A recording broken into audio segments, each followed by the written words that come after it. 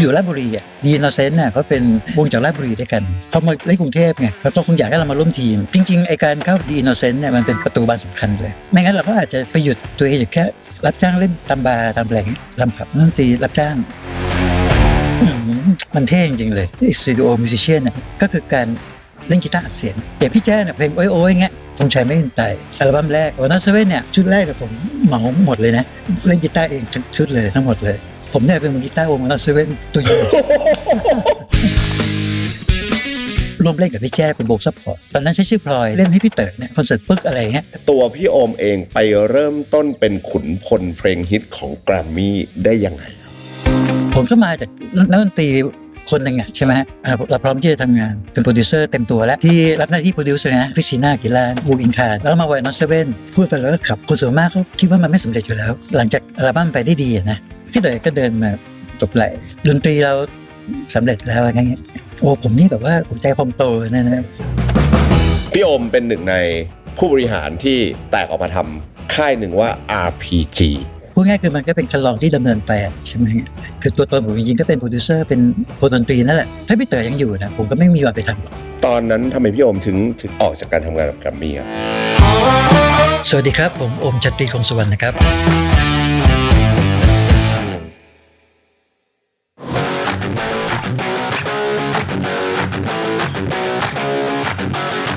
ก่อนหน้านี้ผมจะเคยมีโอกาสไปกรีดพี่โอมเวลาไปแต่ก่อนเมื่อก่อนร้านอาจารย์ปราดนะครับโ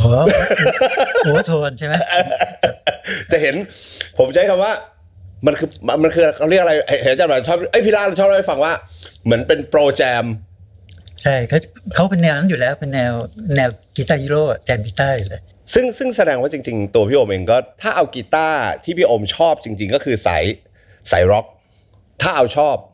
คือถ้าเอาแบบว่าเอาประมาณพอหยิบกีตาร์ขึ้นมาแล้วก็ชี้เลยนะก็ต้องพวกเนี้ย Deep Purple UFO พวกเนี้ยSantana แล้วก็พวกศิลปิน70ทั้งหลายนั่นแหละทางนั้นพวก70เนี่ยก็จะงานกีตาร์โซโล่ทั้งนั้นนะใช่ไหมแล้วทำไมเพลงพี่โอมที่เวลาทำออกมามันดูนุ่มมันดูป๊อปมันดูซอฟต์กว่าสิ่งที่พี่โอมชื่นชอบเป็นการส่วนตัวต้องบอกว่ามันยาวนานไงครับอันนี้เราเริ่มถ่ายแล้วใช่ไหมถ่ายตั้งแต่พี่โอมนั่งแล้วครับพี่นึกว่าทักทายกันผมพยายามจะนึกย้อนกลับไปอะครับพี่โอมหมายถึงว่าอย่างทุกวันนี้ผมจะเห็นพี่ๆเพื่อนๆน้องๆนักดนตรีหลายๆคนพอเวลาเขาฝึกเขาเรียนรู้เขาซ้อมอะไรอย่างเงี้ยวันนี้มันค่อนข้างสบายหมายถึงว่ามันเปิด YouTube มันก็จะเห็นเพลงเห็นการแสดงสดจากทั่วโลกได้เลยแต่พอเรานึกย้อนกลับไปในยุคพี่โอมครับเมื่อแบบสัก40กว่าปีก่อนอย่างเงี้ยยุคนั้นนักดนตรีหรือคนดนตรีแบบพี่โอมเราฝึกดนตรีด้วยการเรียนรู้จากอะไรครับเมื่อก่อนคือต้องตอบว่าจริงๆคือพอเราอยู่มานานๆเราก็เห็นมาหลายยุคนะมันตั้งแต่โทรศัพท์ยังมีสายโทรศัพท์ไม่มีสายแล้วอะไรเงี้ยโทรศัพท์บ้านเอาจริงๆทุกอย่างมันมีขาดมีเหลือพ่อๆกันแหละคือในยุคนั้นเนี่ยมันก็ไม่ได้คิดอะไรกันหรอกครับมันถือว่าเราก็เรียนไปตามที่มีแต่ว่าไอ้จุดข้อติดขัดมันเป็นเรื่องบางทีมันเป็นเรื่องของความไม่พร้อมเรื่องไอ้อุปกรณ์หรือฐานะในการจะหาจับจ่ายอะไรเงี้ยมาใช้สอยไม่เด็กสมัยนี้ก็อาจจะพ่อแม่ส่งเสริมความเมื่อก่อนใช่ไหมครับแต่ว่าไอ้โอกาสในการเรียนรู้พี่ว่ามันเราเคยมองนะว่ามันเป็นเรื่องของเทคโนโลยีเช่นเมื่อก่อนมันไม่ค่อยมีอะไรให้เห็นเท่าไหร่ยุคนี้มีให้เห็นเยอะแต่พอเราชินกับมันเนี่ยเราก็จะมองว่าจริงๆมันคล้ายๆกันแหละเพราะว่าการเรียนรู้มันขึ้นอยู่กับข้างในคือมันต้องเปิดจากข้างในสมมติเราอยากเรียนรู้จริงๆเนี่ยไอ้แต่ละคนมันก็มีความโอเพ่นไม่เท่ากันแล้วในวันนั้นน่ะพี่โอมฝึกด้วยการทำอะไรบ้างครับหมายถึงว่าดูอะไรจากไหนฟังอะไรจากไหนเรียนรู้อะไรจากที่ไหนรายการของวิทยาสุขโนภาสเนี่ยเขาก็จะโปรโมทเพลงป๊อปทั่วไปนะแล้วก็จะเน้นศิลปินไทยแต่ว่ารายการท็อปทีนทาเลนต์ฟูวิทูลเนี่ยก็จะโปรโมทวงพวกนี้สกอร์เปียนอะไรพวกเนี้ยแล้วก็มีช่วงหนึ่งก็จะมีวงสกอร์เปียนไมเคิลเชนเกอร์พวกนี้เข้ามาเล่นให้ดูนะคือแต่มันจะเป็นเรื่องแบบว่าโอ้โหโอกาสพิเศษมากๆเลยฉะนั้นเราจะเรียนรู้จากการฟังวิทยุอย่างเดียวฟังเป็นหลักฟังอย่างเดียวแล้วก็บางทีถ้าตามเด็กๆมันก็จะไม่ได้มีโอ้โหเครื่องเสียงอะไรอย่างโต ครับ ใช่ไหมครับเราก็อาศัยฟังก็จำจากวิทยุเอา เออ ฟังบ่อยๆก็เปิดทุกวันนะเพลงอะไรที่ฮิตน่ะ เออ ก็จำก็ฟังกลายเป็นคนชอบฟังเพลงไปชอบฟังเพลงก็จะท่องโน้ตไปเรื่อยๆเนี่ย เรียนรู้ด้วยตัวเองเหรอครับหมายถึงว่าก็จำฟัง คือถ้าเพลงฝึกกีตาร์แนวสากลนะเริ่มต้นก็เรียนรู้ด้วยตัวเอง เพราะว่าผมอยู่ราชบุรีอ่ะอยู่ต่างจังหวัดมันก็เขาไม่ได้มีสอนอะไรพวกนี้ใช่ไหมก็จะมีเพื่อนฝูงที่ก็เล่นพอๆกันน่ะเล่นต่อแตะๆอย่างเงี้ยแล้วไปมองหน้ากันเรื่องเล็กๆที่โรงเรียนก็จะเรียนดุริยางค์เครื่องเป่าใช่ไหมเด็กเครื่องเป่าเราก็จะพอรู้เนี่ยโดยเลยมีฟาโซอะไรรู้บ้างคือรู้พื้นฐานครับแต่มันจะไม่ได้เกี่ยวกับดนตรีสากลที่เราอยากฝึกเลยใช่ไหมฮะทีนี้ทั้งหมดก็ต้องบอกว่ามันก็เรียนรู้จากใช้หูฟังแล้วก็จำแล้วก็พยายามแกะเอาถามเพื่อนถามคนน้องที่ท้องถิ่นที่เขาเป็นพี่ๆสนิทกันก็พอมีอย่างเงี้ยเราก็ดูเขาเล่นถามเขาบ้างเป็นลูกๆอะไรเงี้ยปฏิปต่อเอานะครับจนเริ่มแบบว่าหาจากนิตยสารเช่นเมื่อก่อนหนังสือกีตาร์เงี้ยเขาจะนานๆเขาจะมีพวกทฤษฎีดนตรีมาลงให้อ่านทีนึงครับมีแค่นั้นแหละเราก็โอ้จำมาเป็นอย่างนี้เลยเขาเรียกที่ผมบอกไงพอข้างในพอใจเราเปิดเนี่ยอะไรมานิดเดียวเราก็เอาละเราก็เอามารับแล้วก็มาย้ำทวนย้ำอะไรขยายความไปเรื่อยๆจินตนาการไปใหญ่โตเลยครับใช่ไหมฮะแมกกาซีนเนี่ยเขาจะแถมรูปศิลปินพวกวงดังๆสมัยนั้นแกนฟังอะไรเงี้ยรูปใหญ่ๆแล้วก็มาติดห้องฟังเพลงไปแล้วก็นั่งมองรูปเห็นภาพเขาเคลื่อนไหวเลยนะไม่มีวิดีโอดูไม่มีอะไรเราก็เนี่ยจินตนาการพาไปมันทำให้เราฟังเพลงเขาอะไรเขาแล้วเราก็วัยรุ่นมักจะชอบนึกว่าตัวเราเป็นศิลปินด้วยที่เราจะเห็นภาพเราไปเล่นกับเขาด้วยอะไรด้วยไงครับเรียนรู้ด้วยจินตนาการนี่แหละแล้วก็พี่โอมมีวงดนตรีที่เปิดโลกให้กับพี่โอมไหมครับหมายถึงแบบพอฟังเขาครั้งแรกเห็นเขาครั้งแรกแล้วแบบนี้อะไรอย่างเงี้ยตอนนั้นมีวงเดียวเหรอครับวง The Impossible พี่ต้อยเศรษฐานี่แหละคือวง The Impossible ก่อนหน้านั้นนะผมจะเป็นคนชอบฟังเพลงฟังตามคุณแม่ฟังตามพี่ญาติเขาก็จะฟังพวกเนี่ยสุนทรภรณ์ครับเนี่ยร้องได้หมดแหละพวกพอดีอะไรพวกนี้ร้องตามผู้ใหญ่สาบันแต้อะไรเราชอบฟังก็คือเพลงลูกกรุงเพลงไทยพอจนเริ่มไปฟังวิทยุแล้วก็ได้ยินวง Impossible เมื่อก่อนมันจะมีวิทยุหัวข้อหน้าหน่อยเขาก็จะเปิดเพลงทั่วๆไปนี่แหละแล้วช่วงหนึ่งก็จะเปิดเพลง Impossible ซึ่งเราก็ได้ยินปั๊บนะมันเปิดโลกหมดเปิดอะไรคือมันเป็นซาวด์แบบที่เราเรียกไม่ถูกสมัยนั้นแต่ว่ามันทำให้เราอยากเข้าไปหาคือเพลงพวกนี้ครับเพลงที่เขาเล่นเนี่ยเรื่องรถไฟทะเลไม่เคยหลับเป็นไปไม่ได้อะไรเพราะอย่างเงี้ยมาเป็นชุดแล้วเขาเปิดบางทีครึ่งชั่วโมงหนึ่งมันใหม่มากในยุคนั้นใช่ไหมครับดนตรีแบบพี่ๆ The Impossible ใช่คือถ้ามองย้อนกลับไปมันใหม่มากแต่ถ้าเอาตัวเองไปอยู่ตอนนั้นเนี่ยเราไม่รู้อะไรหรอกรู้แค่ว่าอันนี้ใช่เลยครับอย่างเงี้ยผมก็เรียกว่าถามว่าแนวอะไรผมเรียกว่าแนว Impossible ใช่ไหมฮะแสดงว่ายุคนั้นยังไม่ได้มีคำนิยามด้วยว่ามันคือสตริงคอมโบอะไรแบบนี้ใช่ไหมครับพี่โอมมันมาทีหลังตอนนั้นผมเรียกว่าคือฟังอะไรฟังดีอิมเรียกฟังดีอิมใช่ไหมไม่มีคำว่าเพลงร็อกเพลงแจ๊สเพลงโซลไม่มีนะเราก็พอเราเริ่มเปิดรับเนี่ยเราก็เต็มที่เลยทีนี้ก็เก็บสตางค์เอาไปซื้อเป็นเสียงเงี้ยครับเป็นเสียงแผ่นละ45 บาทก็ไม่ถูกสักเด็กๆนะครับจนก็มีพวกแผ่นที่ถูกลงมาจริงมันไม่จริงบ้างอะไรเงี้ยก็สะสมเป็นจุดเริ่มต้นเลยแล้วควบคู่กับเรียนดุริยางค์ไปนะซึ่งทั้งหมดนี้ไม่ได้เกี่ยวกันดุริยางค์ก็ไม่ได้เกี่ยวกับที่เราชอบเป็นส่วนตัวใช่ครับอันนี้ก็ต้องเรียกว่าอันนี้จุดนี้เป็นจุดที่กระตุ้นถามว่าตอนนั้นเราอยากเป็นนักดนตรีไหมก็ไม่ถึงขนาดนั้นเพราะว่าเรายังไม่ได้เล่นจริงจังแก่กล้าอะไรคือหมายว่าพอเรายังไม่ได้เล่นเก่งยังเล่นไม่คล่องเนี่ยมันก็ยังไม่ได้คิดเรื่องอะไรเราก็แค่ชอบแล้วก็ฝึกไปนั่นคือพี่ Impossible ทั้งวงครับผมจำได้แม่นทุกคนชื่อวงชื่อผ้าจำได้หมดว่าดูรูปเขาก็เป็นอะไรที่จุดประกายเต็มที่เลยให้เราเริ่มต้นมาแต่คือจุดเริ่มต้นนะเราก็ฟังงานเข้ามาตลอดจนเราก็โตมาตามวัยครับพอโตมาตามวัยทีเนี้ยมันก็มาเป็นระลอกเลยของฝรั่งของอะไรต่ออะไรอย่างเงี้ยครับเพราะว่าอย่างพี่ๆ The Innocent เนี่ยอย่างพี่สายชนหรือพี่พีเนี่ยครับจะเล่าให้ผมฟังว่าเมื่อก่อนเนี่ยพี่ๆเขาจะรวมกันเองก่อนแล้วก็ออกอัลบั้มกันครับแต่พอเขาอยากจะเปลี่ยนแนวครับเหมือนเขาก็ต้องหามือกีตาร์ หรือนักดนตรีหรือสมาชิกวงครับแล้วเขาก็ไปเจอรุ่นพี่คนหนึ่งอันนี้คือผมต้องเรียนว่าผมใช้คำของพี่ๆเขานะครับเขาไปเจอรุ่นพี่คนหนึ่งโคตรเท่เลยพี่คนเนี้ยเล่นกีตาร์อย่างเจ๋งมากก็เลยมีโอกาสไปจีบ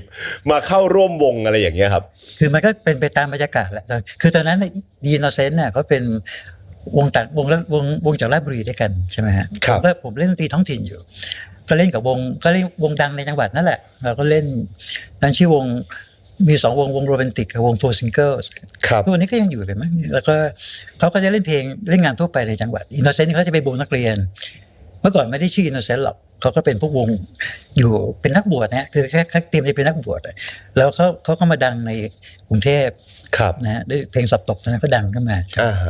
เราก็เห็นอยู่เราก็รู้ว่าวงจากราชบุรีไปใช่ไหมแต่บรรยากาศเขาก็โอเคเขาก็ไปได้ดีในอัลบั้มนั้นนะฮะแล้วก็พอสักพักหนึ่งผมก็เล่นคือเล่นงานเต้นรำอะไรบ้างเงี้ยอยู่ก็มีวงอินมีพีรศักดิ์เนี่ยแหละมาผู้จัดการวงแล้วเพื่อนบอกว่ารู้จักกันเขาก็มาคุยก็อยากให้เรามาร่วมงานด้วยอะไรเงี้ยใช่ไหมครับมันก็เราก็รู้จักเขาอยู่แล้วเขาก็คงรู้จักเราเพราะเราเป็นรุ่นพี่ที่เล่นดนตรีจริงจังอ่ะสมัยนั้นเนี่ยวงดนตรีมันก็ต้องมีพวกมีมือโซโล่อะไรที่เอาไว้มือโซโล่กีตาร์นะครับเมื่อก่อนก็จะต้องโซโล่กีตาร์กันวงไหนถ้ามีมือกีตาร์โซโล่ที่คล่องๆหน่อยก็โอเคก็จะแข็งแรงหน่อยนะก็อินโนเซนต์ก็คงถึงเขามาเล่นกรุงเทพไงเขาก็คงอยากให้เรามาร่วมทีมผมก็ด้วยอะไรเงี้ยด้วยความที่เราก็โอเคอยากจะเข้ามาอยากเข้ากรุงเทพเข้าวงการใช่ไหมครับต้องเล่าก่อนว่าตอนนั้นเนี่ยเริ่มต้นอยากเป็นดนตรีกันด้วยวง The Impossible ใช่ไหมครับแต่พอถึงยุคเราเล่นดนตรีจริงจังเนี่ยก็มีวง Grand X ของพี่ต้องพ่อน้องโตนี่แหละก็จุดประกายให้เราอยากผลิตเพลงไทยครับตอนนั้นมีอัลบั้ม XO เนี่ยใช่ไหมเราก็มองว่าโอ้เพลงไทยมันก็ทำให้มันมีจังหวะจากคนอะไรที่มันถูกใจคอเพลงสมัยใหม่ได้ใช่ไหมเหมือนมีความเป็นสากลได้เราก็มองว่าเราเนี่ยเป็นคอเพลงสมัยใหม่คือถูกใจเราอย่างเงี้ยเราก็มองมันก็ดีใช่ไหมอันนั้นคือตอนนั้นอินโนเซนต์เนี่ยเขาก็เดินมาในแนวทางนี้ก็คือว่าเข้าวงการนั่นแหละเข้ากรุงเทพแล้วเขามาชวนเราก็โอเคก็จริงๆแนวที่วงเขาเล่นเนี่ยไม่ค่อยเข้ากับผมหรอกเขาจะเล่นแนวนุ่มๆใช่ไหมผมก็จะเล่นตอนนั้นผมก็เล่นเพลงร็อกเป็นหลักร็อกนี่คือพวกร็อกป๊อปร็อกนะไม่ใช่พวกเฮฟวี่อะไรพวกเนี้ยก็เลยเข้ามาจอยกับเขาด้วยผมว่าเข้ามาร่วมทางเราจะได้เปิดตัวเองเข้าวงการแล้วก็เขาก็ได้มือกีตาร์ที่มาช่วยเล่นจริงจังให้ด้วยงั้นนะครับเนี่ยก็มากันด้วยอย่างนี้แหละในมุมของพี่โอมแล้วนะครับพอพี่โอมเข้ามาร่วมกับ The Innocent นะครับกับพี่ๆเขาอะไรอย่างเงี้ยในตอนนั้นน่ะสีสันคอนเซปต์หรือมูดโทนของดนตรีของ The Innocent มันเปลี่ยนไหมครับเขาชวนเรามาเนี่ยคือบรรยากาศมันน่ารักดีคือเราอยากทำอะไรเขาก็ตามใจหมดใช่ไหมแล้วเขาก็เป็นแบบพวกเด็กเรียบร้อยแล้วก็ดนตรีเขาก็อยู่ช่วงกำลังจะปรับหมายถึงว่าจากแนวเล่นนุ่มๆแบบชุดสอบตกใช่ไหมครับผมเข้ามาในห้องอัดเนี่ยเขาก็จะเริ่มมีเพลงที่จะมีลายดิสทอร์ชันมาซึ่งตอนนั้นอินโนเซนต์ก็มือกีตาร์คนเก่าเขาที่มาเล่นชั่วคราวนะครับใช่ไหมเขาก็กำลังพยายามอัดกันอยู่เงี้ยผมว่าเขาก็สวมรับงานต่อจากเขาได้เลยแล้วเขาก็ขอให้เอาเพลงส่วนหนึ่งที่ผมทำไว้เช่นเพลงมนต์ไซโยกอะไรเงี้ยตอนนั้นทำไว้แล้วก็เล่นกับวงเพื่อนที่ต่างจังหวัดใช่ไหมครับเอามาอัดเสียงด้วยมาอัดเสียงปั๊บเพลงมันเป็นเพลงแนวพวกคันทรีเวสเทิร์นที่มีลายกีตาร์เยอะๆผมก็เอามาเล่นเขาก็เต็มที่เลยผมก็เต็มที่นั้นแนวเขาเปลี่ยนเลยปริยายจากคือมันเป็นแนวคือพอเราเข้ามาปั๊บแนวมันก็เป็นไปอย่างที่เราถนัดทันทีเลยโดยที่เขาก็ไม่ได้ปรับเราก็ไม่ได้ปรับนะหมายถึงว่ามันเหมือนกับเดินเข้ามาเราชอบกินนี่เขากินนี่อยู่ก็กินด้วยกันไปเลยใครอย่างเงี้ยบรรยากาศวงการเพลงตอนนั้นมันสนุกยังไงอะครับพี่โอมเพลงแต่ละวงมีความเหมือนมีความต่างจุดเด่นของแต่ละวงหรือจุดเด่นของ The Innocent ในตอนนั้นนะครับมันคืออะไรครับพอย้อนกลับไปรุ่นที่เราเริ่มเข้า Innocent เนี่ยวงไทยสมัยก่อนจะเล่นแต่เพลงฝรั่งครับจะยุค70เนี่ยมันจะเป็นเพลงยุคที่สมมติสมัยนี้เด็กอาจจะได้ยินเพลงที่ชื่อมาชาโรน่าอะไรกันที่มันโซโล่กีตาร์เป็นเขาเรียกเป็นมาสเตอร์พีซมากเนี่ยแต่สมัยก่อนเนี่ยมาชาโรน่าได้เปิดกันตามร้านแบบว่าร้านข้างทางร้านอะไรก็ได้ยินมาชาโรน่าวิทยุ AM แล้วก็เปิดเป็นพวกนี้ใช่ไหมนั้นเพลงอื่นๆเนี่ยมันก็หาฟังได้ทั่วไปแล้ววงการเพลงมันจะเขาเรียกมันจะมีอยู่ direction น่ะ direction ก็คือว่าวงที่เล่นเพลงฝรั่ง cover นะครับ ต้อง cover นะคือ ต้องให้เหมือน ครับก็เล่นสมัยนี้เขาเรียก cover อ่ะสมัยก่อนก็เล่นแผ่นเขาเล่นแผ่นเล่นเหมือนแผ่นออริจินอลแผ่นเสียงอ่ะ ครับ ใช่ไหมแล้วเทปนี่เพิ่งมาเทปเพิ่งมีการผลิตเทปเนี่ยมันมาเพราะว่ามันมีการขายเพลงไทยนี่แหละครับอย่างการ X เนี่ยการ X ก็ทำชุด XO ใช่ไหมก็มีก็เรียกว่าในรูปขายในรูปแบบเทปคาสเซ็ตนะพอมีอะไรขายได้ดีขึ้นมาเนี่ยมันก็จะกลายเป็นเรียกซื้ออะไรซื้อเทปอะไรเงี้ยใช่ไหมสมัยก่อนก็ซื้อแผ่นแต่เวลาเล่นเนี่ยเรายังติดว่าเล่นแผ่นอยู่เล่นเหมือนแผ่นเป็นก็เรียกเป็นศัพท์เทคนิคที่รู้กันมันก็คือคำว่า cover สมัยนี้แต่สมัยก่อนเรียกว่าเล่นแผ่นเล่นตามแผ่นครับบางทีมันจะมีแผ่นวงดังๆเพลงดังๆมากๆมันจะมีแผ่นสตูดิโอกับแผ่นแสดงสดก็จะเล่นไม่เหมือนกันเล่นแผ่นไหนอะไรเงี้ยครับแต่ส่วนมากก็เล่นแผ่นแล้วเล่นแผ่นก็เข้าใจตรงกันว่าเล่น cover original นั่นแหละจะเป็น Forever Macintosh Band X แม้กระทั่ง Royal Sprite พวกนี้วันนี้ส่วนมากก็จะเป็นวงที่เล่นเพลงฝรั่งเป็นหลักแล้วถามว่าวงไหนดังมากดังน้อยออกทีวีมากน้อยเป็นที่นิยมมากก็คือเล่นเพลงฝรั่งได้ดีอ่ะเล่นได้ดีมีความน่าดูมีเขาเรียกมีถูกใจแฟนเพลงใช่ไหมแล้วก็ออกเพลงไทยเพลงไทยนี่เป็นเรื่องใหม่มากนะสมมติว่าแกรนด์ X เนี่ยเมื่อก่อนเราจะรู้จักกันว่าเขาจะเล่นเพลง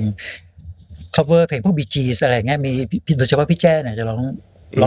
ดีมากอ่ะถ้าสมัยก่อนหาตัวจับยากอ่ะใช่ไหมแต่ว่าก็คือร้องในแนว Bee Gees แล้วยังเคยออกแสดงสดเพลงเมดเล่ Bee Gees อะไรเป็นอย่างเงี้ยดังไปทั่วประเทศเลยพวกวงต่างจังหวัดต้องแก่เล่นน่ะหลังจากนั้นถึงจะมี XO มีพวกอัลบั้มเพลงไทยนั่นนะผมว่าแกรนด์ X เนี่ยเป็นวงแรกแทบจะวงแรกเลยนะที่เขาเรียกที่ข้ามเส้นการเล่นเพลง cover เพลงสากลแล้วก็ทำอัลบั้มเพลงไทยที่เป็นที่นิยมพอๆกันน่ะสักพักก็กลายมาเป็นวงที่เล่นเพลงไทยไปเลยเล่นเพลงสากลประกอบอะไรเงี้ยวงอื่นก็คล้ายๆกันนะครับก็คล้ายๆรวมมาถึง Innocent ด้วยคล้ายๆกันก็คือแสดงว่า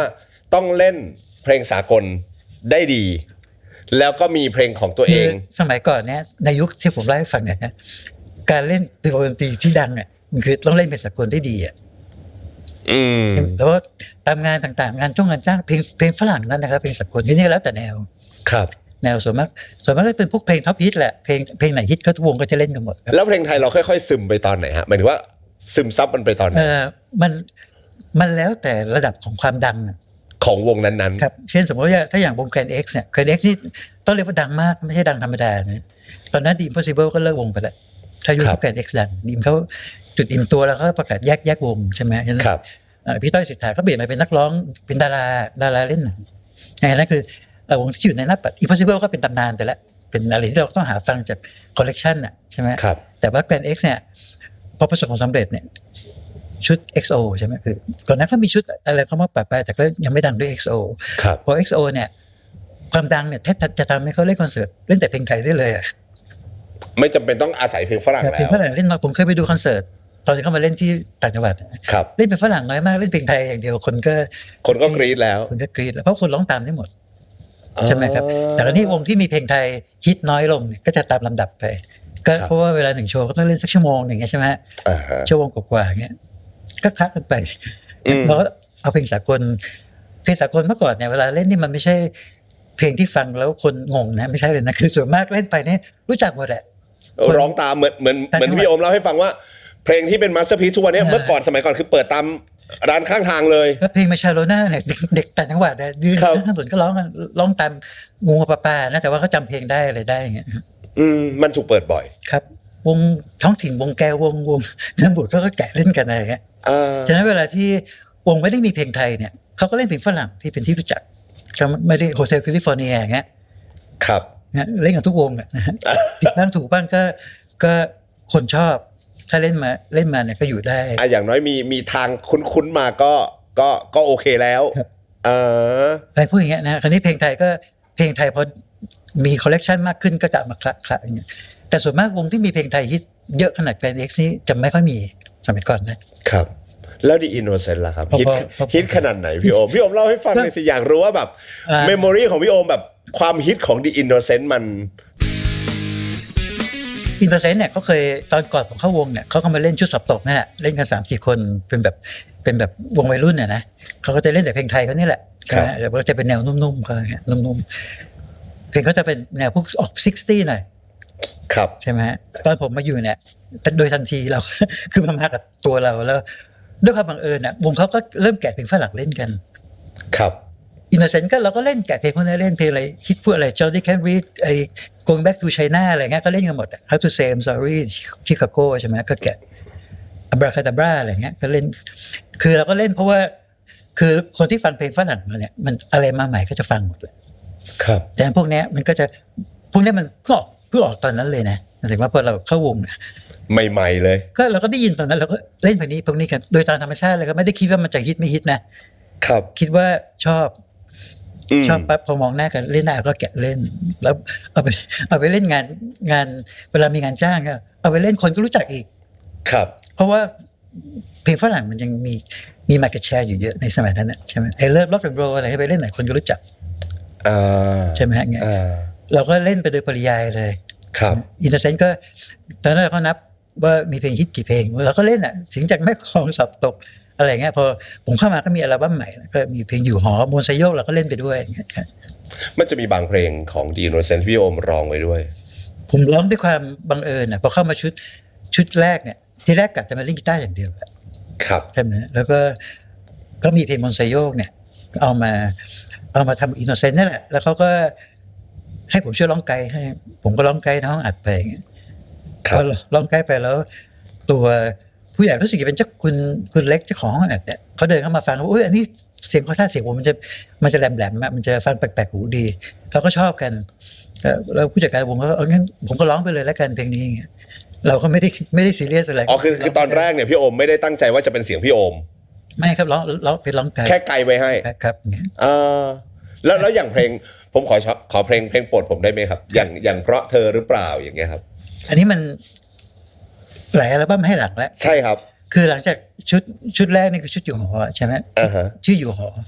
ผมก็ร้องอยู่เพลงเดียวแหละเพลงนี้เพลงมนต์ไซโยกเนี่ยครับแล้วบังเอิญเขาดันเอาไปโปรโมท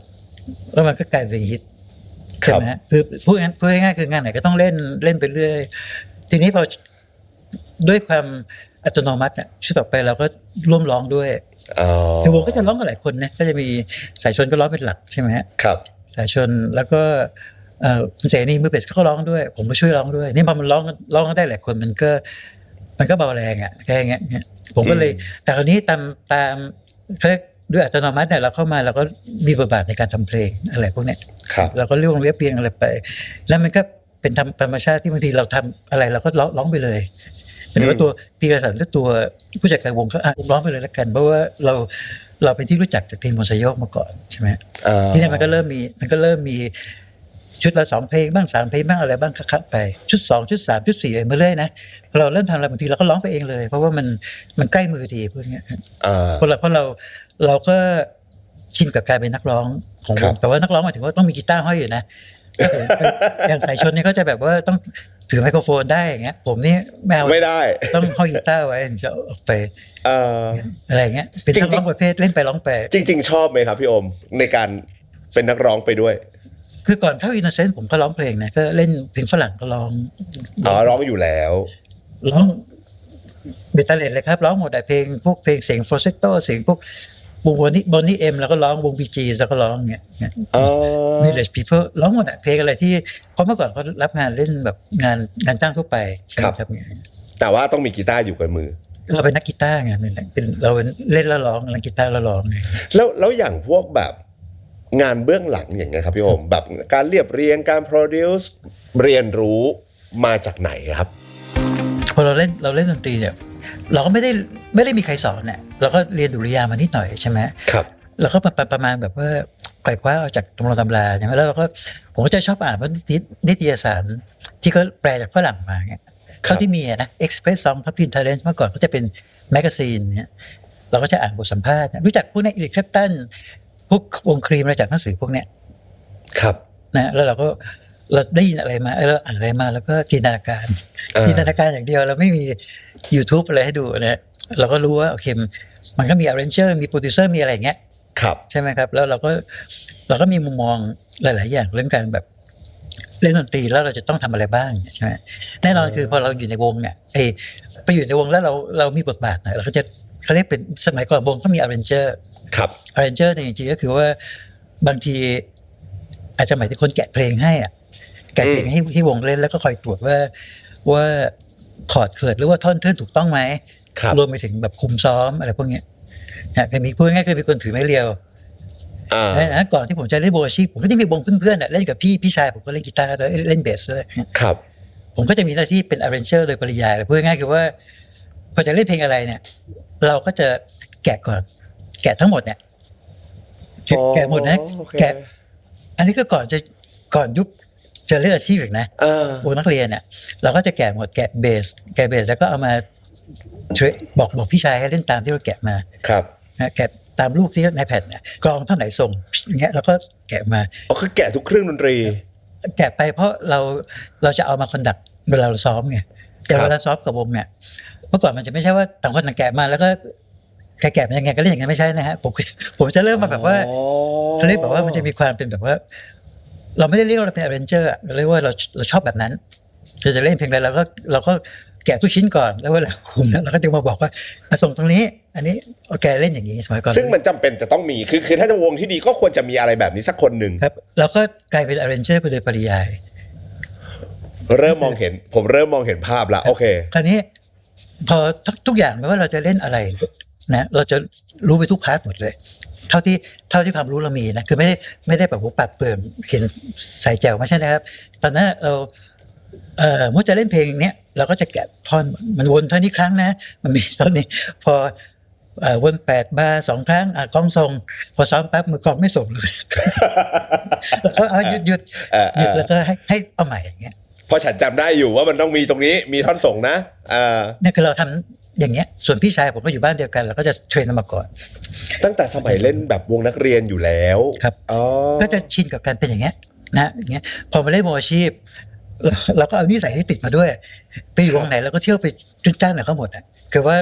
เสนอตัวช่วยเรียบเรียงเพลงอะไรด้วยคราวนี้มาอยู่วงที่เขามีเครื่องเป่าวงโรแมนติกวงโฟร์ซิงเกิลเนี่ยเราก็ช่วยเขาเรียบเรียงด้วยเดี๋ยวเราเล่นกับรุ่นพี่อ่ะเราก็ต้องถ่อมตัวใช่ไหมครับเราไปชี้นิ้วอะไรไม่ได้เราก็อา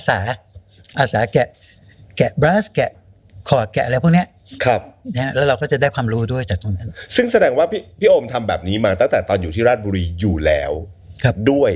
จนมาถึงกรุงเทพ G Innocent ก็มาทำแบบนี้ครับผมอยู่วงไหนผมก็จะติดนิสัยแต่จริงๆแล้วมันเหมือนกับแบบว่ามันเป็นความชอบอ่ะคือเราตั้งแต่เริ่มต้นเข้ามาเป็นนักดนตรีนะฮะจะไปวงสมัครเล่นด้วยวงอาชีพเนี่ยเราก็วางโพสิชันตัวเองไว้อย่างเงี้ยส่วนการเป็นความเคยชินจะเล่นถึงขนาดเพลงที่ไม่ได้เล่นผมก็แกะนะสมมติว่าอยู่บ้านอย่างเงี้ยเราก็ชอบแกะเพลงก็แกะไปเรื่อยอะฮะแกะเพลงนี้เพลงนี้ลายออร์แกนฟังดีนะเพลงนี้คอร์ดโดยเฉพาะคอร์ดเราจะได้จากการแกะเพลงเยอะๆใช่ไหมจนเป็นความเคยชินอ่ะพอนี้เราก็เลยกลายเป็นแบบว่าได้วิชามาโดยไม่รู้ตัวแต่ถ้าไปถามใครส่วนมากเขาก็จะเรียนรู้จากนี้ทั้งนั้นนะส่วนมากอย่างผมโชคดีตอนอยู่วงชื่อโรแมนติกที่ราชบุรีเนี่ยก็ได้พบคุณสันติรุ่นเพที่แกลงรับไปแล้วเนี่ยคุณอาสันติใช่ครับแกก็เลยไปร้องเพลงอยู่ต่างจังหวัดก็ได้เจอกันแกก็ช่วยแนะนำความรู้ดนตรีให้ก็คือผมนี่ประมาณแบบเป็นเขาเรียกเปิดใครแนะนำอะไรนี่รับหมดอะไรเงี้ยแล้วก็เอามารวมกับสิ่งที่เราไขว่คว้าอยู่แล้วจาก The Innocent นะครับพี่โอมกระโดดไปอยู่กับพี่แจ้ได้ยังไงครับอาชีพหนึ่งที่เขาชอบพูดถึงคือสตูดิโอมิวสิเชียนที่คนไทยชอบมาแปลว่ามือปืนรับจ้างเนี่ยครับใช่ไหมนักดนตรีบันทึกเสียงใช่ครับแต่คนไทยก็เรียกมือปืนรับจ้างแล้วตอนนี้ผมก็เลยแบบว่า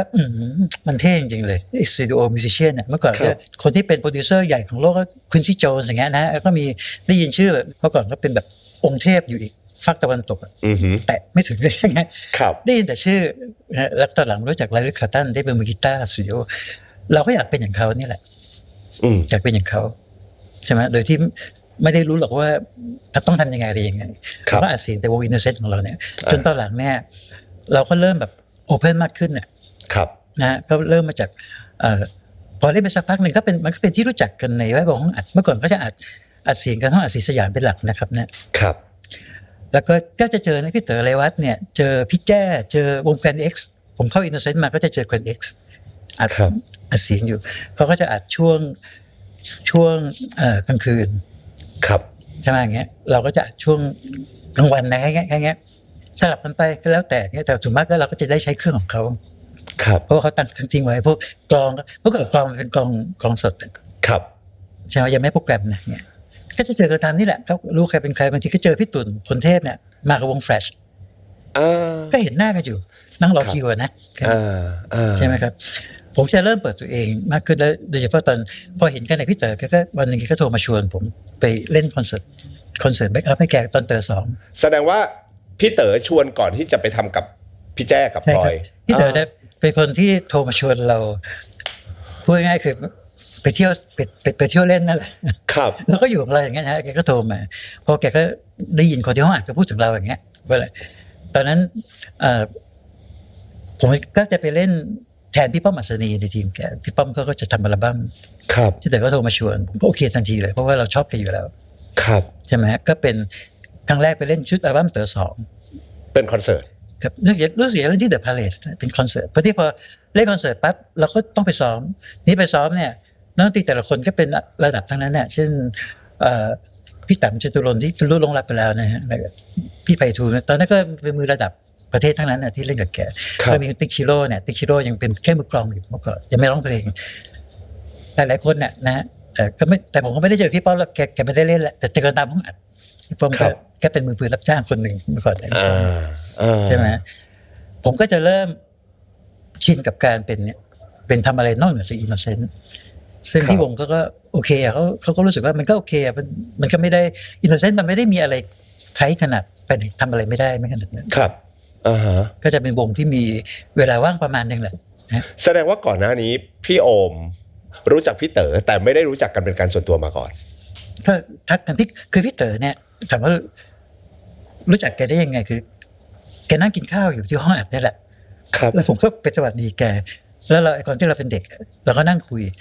ปั๊บแกก็คุยกับเราแกก็เป็นคนแบบว่าเราไม่ได้คิดว่าแกรุ่นไหนระดับไหนเลยนะแกก็คุยเราได้ต้องนานนะคุยรุ่นนี้เราคุยอะไรไปแกก็คุยด้วยอะไรด้วยนั่นคือครั้งแรกที่ผมรู้จักแกก็โดยไม่ได้มีงานไม่ได้มีอะไรเลยนะแต่เรารู้ว่าแกเป็นพี่เต๋อ impossible อะอะไรนะแสดงว่าพี่โอมผมใช้คำว่าในยุคนั้นคือพี่โอมก็ได้เจอผมใช้คำว่าเจอไอดอลของตัวเองหลากหลายเลยครับใช่ไหมครับจริงๆไอการเข้าดีอินโนเซนต์เนี่ยมันเป็นประตูบานสำคัญเลยนะพอเราเข้ามาเนี่ยเราเข้ามาวงแล้ววงก็อยู่ช่วงที่เขาเอสบิชตัวเองเป็นวงอาชีพแล้วอ่ะคือเป็นในวงการก็มีชื่ออินโนเซนต์เป็นปกติครับผมเข้ามางานแรกๆก็เล่นกับแกรนด์เอ็กซ์ที่ธรรมศาสตร์แล้วแต่เป็นวงเปิดนะเป็นวงเด็กๆหน้าใสๆอย่างเงี้ยแล้วก็พยายามไปเกาะเวทีดูแกรนด์เอ็กซ์เขาเล่นอยู่เลยอย่างเงี้ยก็ยังเป็นเขาเรียกเรายังเป็นแบบมองแกรนด์เอ็กซ์เป็นวงที่เราใฝ่ฝันอยากเป็นอย่างเขาอะไรเงี้ยแต่เราได้เล่นกับเขาแล้วอ่ะใช่ไหมครับหลังจากนั้นเราก็ไปไหนเราก็จะเป็นที่รู้จักหมายถึงว่าทีนี้เราไม่เดือดดาแล้วหมายถึงว่าเราไปเจอพี่ผมว่าพี่เต๋อแกคงจะเคยได้ยินเราบ้างนิดๆหน่อยๆตามสไตล์แกต้องคอยเป็นแมวมองในวงการนะใครเป็นอะไรนะหรือไม่ก็อาจจะมีใครเป็นแนะนำแกว่าเราเด็กคนนี้อยู่วงอินโนเซนต์อะไรอย่างเงี้ยแล้วหลังในวงการมันก็ไม่ได้แปลกหน้ากันเท่าไหร่แล้วหลังจากนั้นพี่เต๋อก็มาชวนพี่โอมไปเล่นด้วยงานเดียวงานชุดเต๋อ2เนี่ยงานเดียวแล้วหลังจากนั้นเนี่ยแกก็มีงานอัดเสียงแล้วช่วงนั้นเป็นช่วงที่พอหลังจากนั้นแกก็จะเริ่มทำงานผลิตพูดง่ายๆคือบริษัทแกรมมี่ยังไม่ได้เริ่มนะก็เริ่มแบบเมื่อก่อนยังเป็นบริษัทแบบทำรายการทีวีอะไรพวกนี้อยู่ครับใช่ไหมแล้วผมจำได้เลยแกวันหนึ่งแกก็โทรมาชวนผมมาเล่นกีตาร์ในห้องอัดให้ศิลปินชื่อธงชัยไม่เป็นไตอัลบั้มแรกใช่ไหมอัลบั้มแรก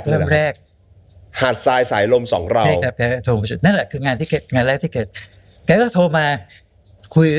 จ้างเราเบ็ดเสร็จเลยว่าเราไปเล่นหมอต้องชุดเลยนะแล้วก็ไปแล้วก็ครับไปไม่ได้มีเรื่องอะไรต้องเคยชันต้องถามอะไรครับคือมันนะครับอีกครั้งนึงแกก็เริ่มดึงเราเข้าวงการอัดเสียงคราวนี้พออย่างนี้แล้วปั๊บเนี่ยนี่ผมก็จะเริ่มเรียกมีพฤติกรรมที่แตกแขนงไปเป็นที่รู้กัน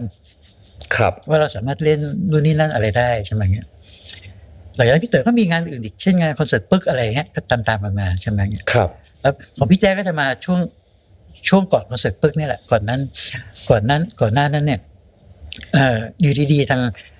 างพี่แจ๊กก็แยกกับวงแคทเอ็กซ์ออกมาเป็นศิลปินเดี่ยว ครับ ใช่ไหมครับแล้วก็อยู่ดีๆทางคุณวิเชียรเจ้าของค่ายนิติทัศน์เนี่ยแกก็มาคุยกับผม อืม ว่าเนี่ยจริงๆเราสามารถไปร่วมเล่นกับพี่แจ้เป็นวงซัพพอร์ตพี่แจ้ก็ทำวงซัพพอร์ตตอนนั้นใช้ชื่อพลอยเนี่ย ครับ แต่ยังไม่เป็นวงพลอยที่มีอัลบั้มนะครับเป็น4 คนก็มีผมมีพี่เมย์แล้วก็มีน้องจิ๊บผัดไทยนั่นแหละ ครับ นะฮะแล้วก็มีพี่รักวงพลอยรู้จักกันนะครับ ก็เล่นเป็นทีมซัพพอร์ตเลยพี่แจ้หมายถึงว่าแกร้องอะไรเล่นอะไรเราก็เล่นแบ็คอัพให้แล้วก็ร้องคอรัสให้เพราะว่ามันทุกคนร้องเพลงได้นะครับ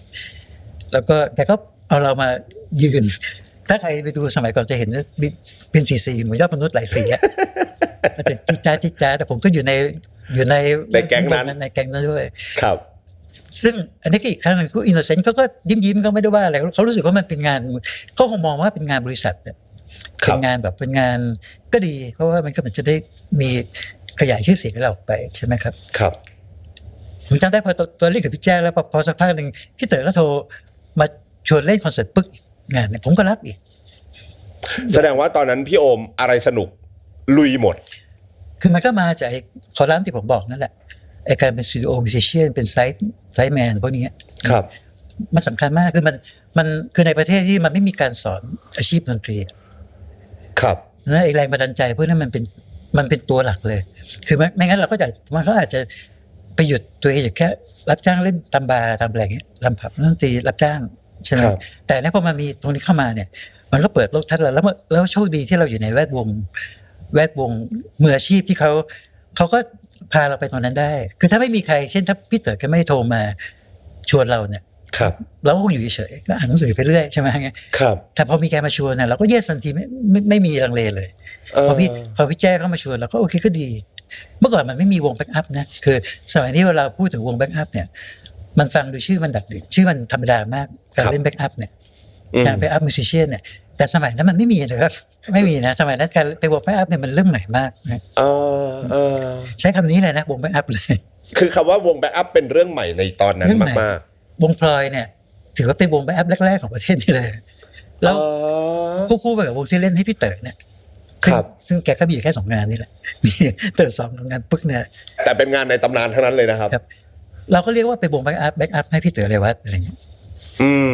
สมัยก่อนเราก็ไม่ค่อยเห็นนะวงที่เป็นวงแบ็กอัพอะไรเงี้ยฉะนั้นสีสันวงการมันจะค่อนข้างจี๊ดจ๊าดมากการเป็นวงแบ็กอัพสมัยนั้นเนี่ยแต่ถ้าเกิดเป็นเล่นเป็นนักดนตรีห้องบันทึกเสียงเนี่ยงานแรกคือหาดทรายสายลม2เราใช่ครับงานแรกคือเข้าไปนี่เราก็คืองานเป็นอันนี้กับเป็นงานแรกที่เข้าไปเล่นแล้วมีคนมาคุมเราคนที่คุมเราเพราะว่าตัวพี่เต๋อเนี่ยเป็น executive อยู่แล้วเป็นโปรดิวเซอร์ไงแต่ว่าทีมงานพี่เต๋อจะประกอบไปด้วยโปรดิวเซอร์ชื่อดังต่างๆคือเพลงหนึ่งก็ arrange คนหนึ่งเช่นพี่ป๊อกวิชัยอึ้งอำพรเนี่ยพี่ต๋ำชโดรนเอ็มสมุทรอะไรเงี้ยพี่ไปทูทุกคนเป็น arranger หมดก็จะแต่งเพลงมาผมก็พบระบบเขาเป็นอย่างนี้ก็จะมีโปรดิวเซอร์รับผิดชอบแต่งเพลงมาแล้วโปรดิวเซอร์ต่างๆก็จะมาคุมอัดเสียงใช่ไหมซึ่งแน่นอนอ่ะผมตอนนั้นผมยังวัยรุ่นต่อแต่เนี่ยแต่ละคนที่มาที่เขาระดับเราอ่านจากแมกกาซีนต้องอยู่ต่างจังหวัดแล้วครับนั่นคือผมเจอใครก็ตามทุกคนก็มีอำนาจสะกดเราหมดนั่นแหละผมว่านั่นคือเป็นเหมือนเริ่มเข้าโรงเรียนแล้วพอที่จากตัวพี่โอมเคยเป็น arranger ที่จะแบบคอยตรวจผมเชื่อว่าถือไม่เรียวตรวจงานอ่ะพอต้องถูกคนตรวจแทนอย่างเงี้ยครับมันสนุกไหมครับหรือมันกดดันไหมครับไม่มีความกดดันเนี่ยมันถ้าเราผมจริงๆมันง่ายเพราะว่ามันเป็นงานที่เหมือนเราทำเองอยู่แล้วอะครับแล้วจริงๆมันง่ายกว่าที่เราทำเองนะงานที่เราทำเองเนี่ยมันตามใจฉันนะแล้วเราก็เลยไม่มีจุดว่ามันจะลิมิตตรงไหนแต่อันนี้มันเหมือนมีคนคอยบอกให้ว่าประมาณนี้เอาแล้วนะประมาณนี้โอเคมั้ยแล้วจริงๆงานที่ทำมันเป็นงานที่ไม่ได้ยากมากมันเป็นงานแบบเพลงป๊อปส่วนมากงานชูพี่เบิร์ดมันเป็นงานเพลงป๊อปเราก็ใช้ความที่เราชอบฟังเพลงป๊อปอยู่แล้วเนี่ยใช่ไหมแต่ว่าจุดหนึ่งที่เราต้องค่อนข้างทำให้ได้คือเราก็ต้องแบบค่อนข้างอยู่ในกฎกติกาอยู่ในกติกามารยาทแหละใช่ไหมแล้วผมก็ค่อนข้างใช้ความให้เกียรติพี่ๆเขาอะแล้วเราก็พยายามทำงานให้ดีที่สุดครับแต่ส่วนมากงานที่ทำมันไม่ได้ยากกว่าที่เราทำได้มันจะมีแค่บางเพลงที่บางทีผมให้สัมภาษณ์ว่าผมเล่นเพลงด้วยรักและผูกพันของพี่เบิร์ดนะมันเป็นเสียงกีตาร์คลีนแบบ The Shadow ผมไม่ค่อยถนัดตอนนั้นก็เล่นนานหน่อย แต่ก็ถือว่าได้ฝึกอะไรเพิ่มอะ ครับ แต่ว่าบรรยากาศในการทำงานมันก็เป็นลักษณะแบบว่าเหมือนกับแบบเด็กกับผู้ใหญ่เราเป็นเด็กเราก็ต้อง behave อยู่แล้วอย่างเงี้ยนะ พี่เต๋อเข้มไหมครับหมายถึงทำงานกับพี่เต๋อต้องละเมียดละเอียด perfect ขนาดไหนครับพี่โอมในตอนนั้นนะครับในตอนนั้นในตอนที่แบบเป็นนักดนตรีห้องอัดกับตอนที่ไปเล่นคอนเสิร์ตเต๋อสองอะไรอย่างเงี้ยอ๋อคอนเสิร์ตพี่เต๋อเนี่ยเต๋อสองก็ปึ๊กนี่ผมรวมๆไปเลยแล้วกันนะมันจะบรรยากาศเดียวกัน ครับ คือผมว่าพี่เต๋อเนี่ยแกเซตทีมงานเนี่ยเวลาทำอะไรแกเซตด้วยมาตรฐานที่แกมีสมมติว่าอะไรก็ตามที่ไม่ตรงมาตรฐานแกก็จะไม่เลือกไม่เลือกดังนั้นเวลาที่แกทำงานเนี่ยส่วนมากขอให้ฟังก์ชันเหล่านั้นก็ทำงานเต็มที่นะมันก็จะเข้าเป้าแกโดยที่แกไม่ต้องเครียดหรือไม่ต้องมาถือไม่เรียวผมว่าอย่างนั้นเพราะอย่างตอนคอนเสิร์ตปึ๊กอ่ะผมว่าแกไม่ได้แกก็สนใจในมุมของแกนะตัวแกร้องอะไรทำสคริปต์ทำอะไรไปแต่ว่าวงเนี่ยก็แกะเพลงเล่นแล้วก็มาซ้อมแกแค่คุมซ้อมจัดสคริปต์ไปตามเพลงผมไม่เคยเห็นแกมานั่งบอกว่าอันนี้ขอเบ้าหน่อยอันนี้ไม่มีนะส่วนมากคนเล่นก็จะเล่นกันได้ทุกคนครับอันนี้คือตัวอย่างแรกที่ผมเห็นนั่นคือในสตูดิโอเนี่ยมันคล้ายๆกันครับคล้ายๆกันผมก็ไม่ค่อยเห็นแกคล่ำเคร่งหรือว่าเนียบอะไรมากนะแต่เพียงแต่ว่าสิ่งที่แกทำอะตั้งแต่บรรทัดแรกตั้งแต่ตัวแกจนถึงงานที่แกทำเนี่ยมันเนียบอยู่แล้วพูดง่ายๆคือรูปแบบงานที่แกทำเป็นงานที่เนียบตั้งแต่ตอนเริ่มขึ้นโปรเจกต์อยู่แล้วพอแกจะทำอัลบั้มพี่เบิร์ดชุดแรกเนี่ยแกคิดอยู่แล้วว่าชุดนี้ต้องเป็นงานที่เนียบนะฮะแล้วแกก็เลือกคนทำงานมันจะเป็นโปรดิวเซอร์อาร์เรนเจอร์อะไรต่างๆเนี่ยแกก็เลือกคนที่แกไว้ใจแล้วก็เห็นลายมืออยู่แล้วพูดง่ายๆคือว่าแกเป็นคนที่มองขาดอะครับมองขาดแกเห็นอยู่แล้วว่าเอาถูกเป็นคนที่เรียบเรียงเพลงอะไรเป็นงานมันจะต้องเป็นอย่างเงี้ยมีแกพูดสั้นๆแกจะเป็นคนชอบพูดติดตลกว่าอย่ามั่วใช่ไงแกเวลาแกจะแซวอะไรใครคำแกพูดคำจิโกแล้วติดปากเวลาแซวอย่างเงี้ยสมาชิกดีอินโนเซนต์เป็นแบ็กอัพกับวงพลอยรวมไปถึงการเป็นมือปืนรับจ้างมือปืนห้องอัดก็ได้มือปืนรับจ้างมือปืนห้องอัดแล้วตัวพี่โอมเองไปเริ่มต้นเป็นขุนพลเพลงฮิตของแกรมมี่ได้ยังไงครับเอาจริงๆมันหลายขยักนะคนอื่นยังไงผมไม่รู้อะอย่างพี่ดีก็อาจจะพี่เด๋อชวนมาทำบริษัทเลยอะไรเงี้ยแต่ผมเนี่ยมันมาทีละลอกทีละขั้นน่ะทีแรกเนี่ยแกก็ประมาณแบบว่าอาจจะเป็นเพราะว่าผมยังอยู่มีวงอินโนเซนต์อยู่แล้วก็อยู่คือตอนนั้นดีอินโนเซนต์ก็ยังอยู่ครับอยู่อินโนเซนต์ที่อยู่คาบเกี่ยวมานานสักพักเลยนะครับจนผมแต่งเพลงฮิตให้แกมมี่ไปเป็น10 เพลงแล้วนะครับยังอยู่อินโนเซนต์อยู่เลยก็คือทำคู่กันครับมาโดยตลอดใช่ครับก็ทำแล้วกับของพี่แจ๊คก็ทำด้วยเหรอครับพี่แจ๊คเนี่ยผมจะทำเป็นซัพพอร์ตให้แกคือเล่นแบ็กอัพให้เล่นทัวร์ให้แล้วก็ช่วยงานในห้องในสตูดิโอเช่นแกมีเพลงอะไรมาเวลาแกจะขึ้นอัลบั้มเนี่ยก็จะมานั่งคุยกันแกก็จะทำนองให้ผมฟังผมก็จะช่วยอย่าเพลงโอ้ยเงี้ยแกก็มาทำให้เราฟังก่อนนะแล้วเราก็เอาเพลงแกมาใส่คอร์ดแล้วก็ช่วยแกทำไปจนจบเพลงใช่ไหมอะไรเงี้ยแล้วก็เรียบเรียงดนตรีทำอินโทรทำอะไรอย่างเงี้ยครับก็จะเป็นลักษณะอย่างเงี้ยคืองานเราช่วยเป็นในกองหนุนให้คือที่สามารถทำได้ทุกอย่างเพราะว่าแต่ละอย่างมันไม่ได้หนาแน่นมากนะคือมันก็ไปของมันได้แต่เพียงแต่ว่าพอรวมไปแล้วเนี่ยมันเยอะจากความที่ถ้าคำนี้เขาเรียกมัน available อ่ะคือง่ายคือว่างมันเอาอยู่คือว่างแต่ไปทำได้ถ้าไม่ว่างก็ทำไม่ได้หรอกมันก็จะวิ่งชนกันอย่างเงี้ยแล้วที่พี่โอบอกว่าเป็นขยักตอนที่พี่เต๋อมาชวนมันคือยังไงฮะก็คือแกเริ่มต้นจากโอเคก็พี่เต๋อเป็นคนอย่างนี้นะแกจะเป็นลักษณะแบบไม่ได้ผูกมัดอะไรใครอาจจะเป็นผมไม่รู้เป็นเทคนิคการไม่รู้นะเทคนิคการดึงตัวแต่เอาจากภาคปฏิบัติแล้วกันครับมันก็จะค่อยๆเป็นค่อยๆไปครับนะเราทำกับแกเนี่ยความที่แกไม่ผูกมัดแล้วก็ทำอย่างอื่นไปด้วยก็คือว่าแกไม่มีการบอกโอมมาทำประจำเลยไหมแล้วก็หยุดอินโนเซนต์ก็ไม่มีนะครับเนี่ยเราก็เลยโออินโนเซนต์ไปคือพี่เต๋อไม่เคยแบบว่าแบบบอกอะไรแบบนั้นกับการแกกับคอยเชียร์อัพตลอดเหมือนกับแบบแกเห็นแล้วเป็นเด็กที่แบบว่าเห็นแล้วเป็นเด็กฝ่ายดีไหมพูดง่ายๆคือเห็นแล้วเป็นเด็กแบบอยากจะรุ่งเรืองในวงการเพราะว่าชอบถามอะไรกันเรื่อยเรื่องนู่นนี่นั่นอย่างเงี้ยใช่ไหมแล้วคุยกันสนุกเลยก่อนที่แกจะชวนเรามาอยู่ประจำเนี่ยจริงๆแก แกเคยชวนอยู่ทีหนึ่งตอนนั้นก็คนที่เล่นอยู่วงพลอยด้วยกันเนี่ยชื่อคุณป้อมอภิชัยเย็นพูนสุขที่เป็นพี่ชายปุ้มสาวๆนี่แหละครับเขาเล่นคีย์บอร์ดเป็นซูเปอร์เพลเยอร์คนหนึ่งนะฮะพี่เต๋อแกชวนมาอยู่ทีมแต่คือป้อมก็มาอยู่ประจำก่อนผมครับแต่ผมนี่ก็ยังอยากเล่นอินโนเซนต์อะไรพวกนี้อยู่อยากอิสระตอนนั้นก็เลยไม่ได้มาอยู่ประจำพี่เต๋อก็ยังจ้างเราเป็นนักแต่งเพลงอิสระเป็นฟรีแลนซ์อย่างเงี้ยจ้างไปเรื่อยๆแต่ที่มันแต่งไปแต่งมามันก็ฮิตไปเรื่อยๆเพลง2เพลง3เพลง4เพลงอะไรไปเรื่อยๆอย่างเงี้ยครับผมว่าเป็นเพราะว่า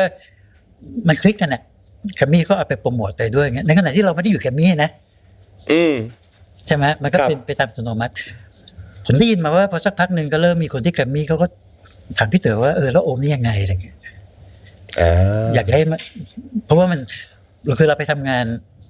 พูดง่ายคือแต่งเพลงฮิตให้บริษัทหนึ่งมันก็เป็นที่รู้กันเพราะเมื่อก่อนมันอยู่ในปกเทปครับใช่ไหมอาจจะมีเครดิตของคนทำเบื้องหลังแล้วเราอีกฝั่งเนี่ยเราก็เป็นนักดนตรีเล่นอาชีพอ่ะแล้วทำอะไรมันก็มีข่าวสารอยู่แล้วใช่ไหมครับเนี่ยครับผมที่ยืมคนที่แกรมมี่ก็ทำตามพี่เต๋อก็ไม่ได้บังคับอะไรอาจจะแค่เคยคอยสกิดอ่ะว่าอัปเดตอะไรเป็นยังไงอะไรอย่างเงี้ยใช่ไหมครับจนวันหนึ่งปั๊บอินโนเซนต์มันก็ถึงจุดอิ่มตัวมันเอง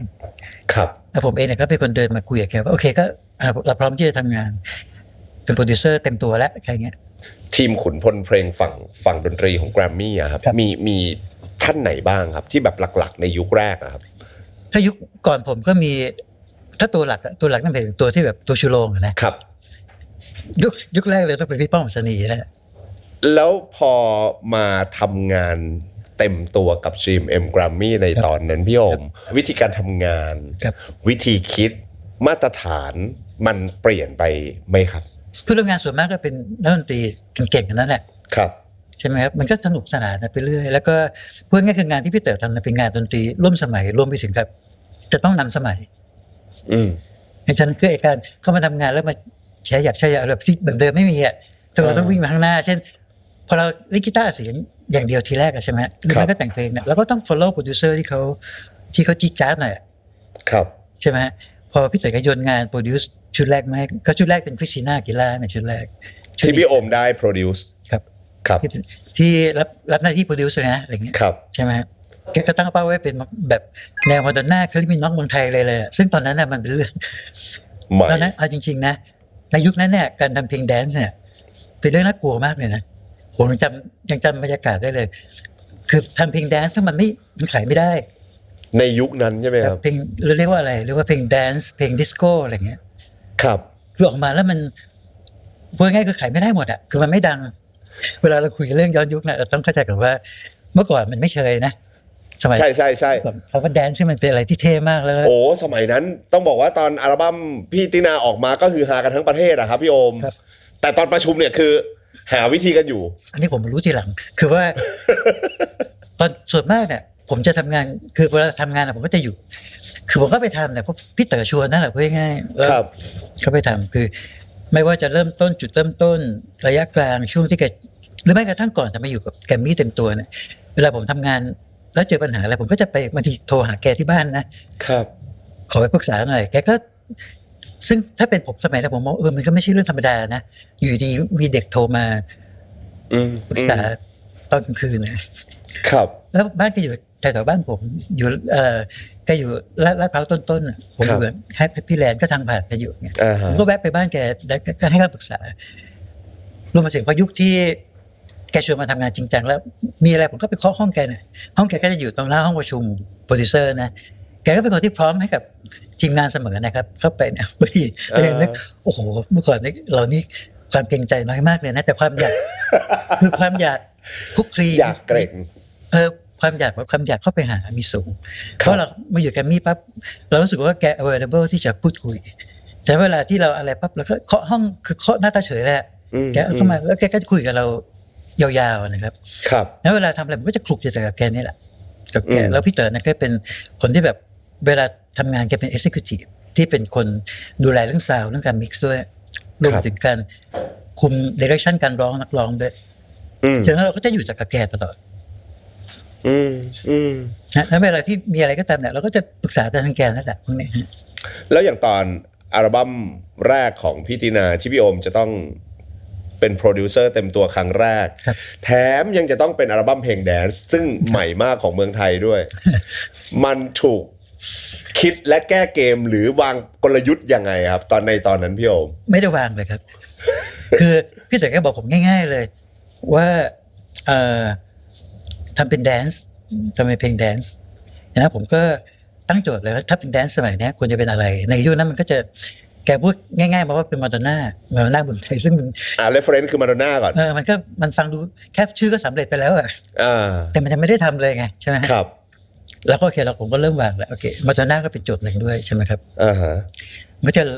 เลยไปถึงเนี้ยพวกแนวแบบพวกเบตานารามาคาริมินอกอะไรพวกนี้มันก็อยู่ในแวดวงอะไรเราก็เริ่มปรับตัวเองจากเป็นคนที่เล่นคือเป็นนักดนตรีเล่นโซโล่กีตาร์เพื่อละเสียงก็เล่นกีตาร์โซโล่นี่แหละนะก็เริ่มไปเที่ยวเทคต้องหาอินพุตตอนนั้นน่ะดิสโกเทคมันบูมในบ้านเรา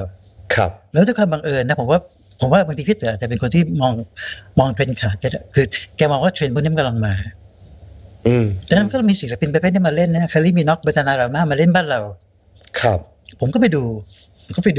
ครับแล้วก็ซึมซับแล้วก็ชอบเพราะว่าของฝรั่งเนี่ยต่อให้เป็นแนวไหนมันก็มีความมาตรฐานที่ดีแล้วก็มีความน่าฟังใช่ไหมผมก็ปรับตัวด้วยการเอาตัวเองเข้าไปเป็น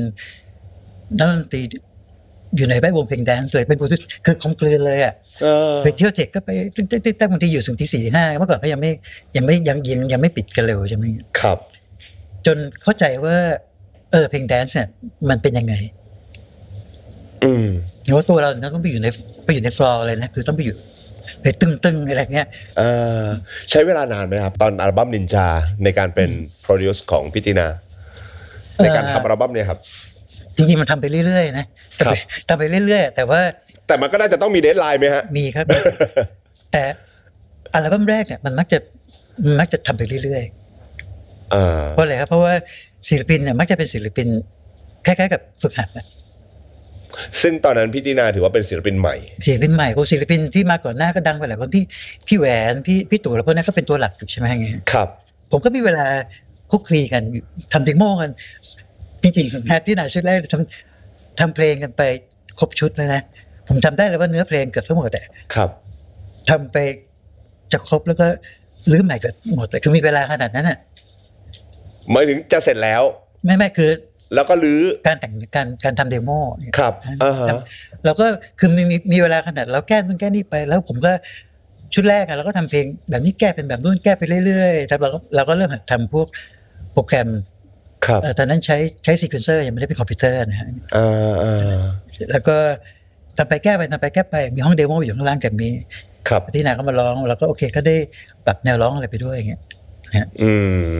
ชุดแรกก็ทำเป็นผมว่าเป็นปีนะกว่าจะออกอะไรเงี้ยพี่เต๋อแกคงค่อยๆมาขันนะค่อยๆมาโอเคแล้วจากที่แก้เนี้ยขยับไปเรื่อยก็ต้องเริ่มเคาะแล้วว่าต้องฟินิชต้องตรงนี้อะไรอย่างนี้ผมก็อยากรู้ว่าทำไมตอนช่วงยุคนั้นเลยที่ยุคที่พี่อมกำลังเล่าเนี่ยครับหมายถึงว่าทำไมตอนนั้นน่ะแกรมมี่เหมือนทำอัลบั้มไหนออกมาศิลปินไหนออกมามันดูฮิตไปหมดเลยครับ Key Success ของทีมแกรมมี่ทีมทำเพลงทั้งหมดมันคืออะไรครับอันนี้ผมยกให้พี่เต๋อเลยนะผมยกเครดิตที่พี่เต๋อแทบจะคนเดียวเลยนะเพราะว่าแกเป็นคนที่ชูทรงแข็งแรงมากในเรื่องการจะต้องทำให้ถึงสแตนดาร์ดที่แกตั้งไว้เนี่ยไม่ใช่ความยากหรือไม่ใช่สูงสุดคือมีมาตรฐานที่ดีครับนะครับแล้วก็แนวทางของแกรมมี่เนี่ยมันชัดเจนอยู่แล้วว่าแกทำเพลงป๊อปแมสแต่ว่ามีคุณภาพที่ดีครับอย่างนั้นคือถ้าใครทำงานอยู่กับ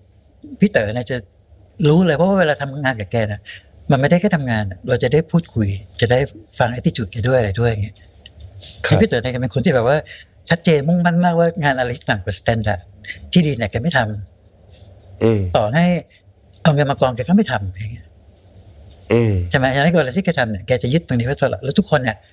ก็จะชอบทำงานสแตนดาร์ดของแกเพราะว่าพี่เต๋อแกทำงานสแตนดาร์ดตะวันตกคือทำงานแบบว่าใส่กีตาร์เพี้ยนไม่ได้เนี่ยอะไรเงี้ยพวก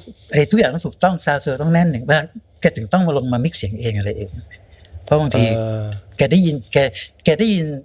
เป้าหมายของแกอยู่แล้วนะคืออยากให้เพลงแกเป็นแบบนี้ใช่ไหม ครับ นั้นการที่แกต้องมายอมเหนื่อยเป็นคอมมิกซ์อะไรก็ตามมันเพื่อการ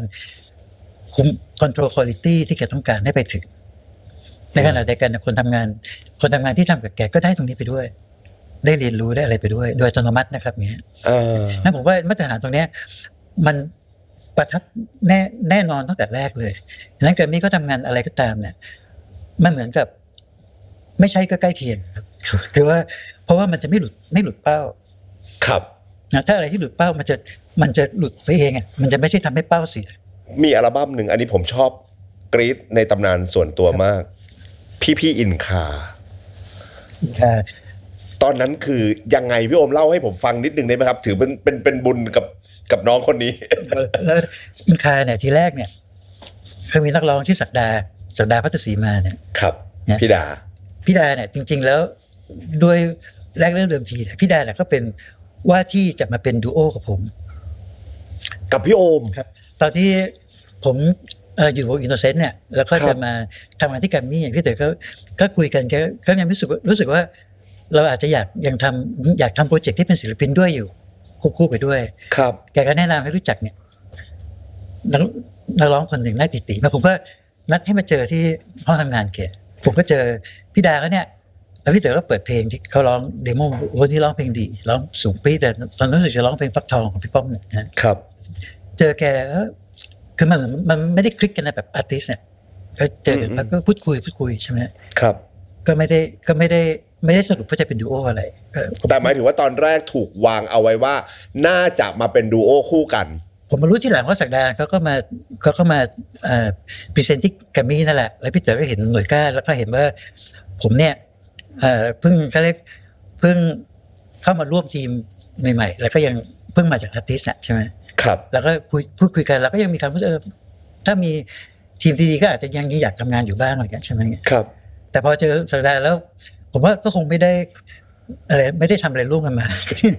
จนตอนนั้นปั๊บศักดาก็เลยยังสแตนบายเป็นศิลปินอยู่ ผมก็เดินหน้าต่อเป็นโปรดิวเซอร์นะฮะพอหลังจากนั้นปั๊บเนี่ย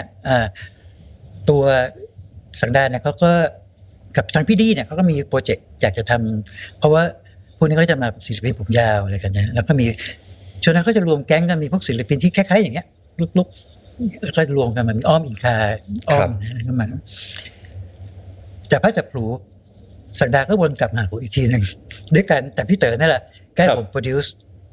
วงอินคานี่แหละก็เป็นคันที่ร็อกย้อนยุคพี่ดีก็มาอยากให้เป็นแบบอีเกิลส์เมืองไทยอเมริกาอีเกิลส์อย่างเงี้ย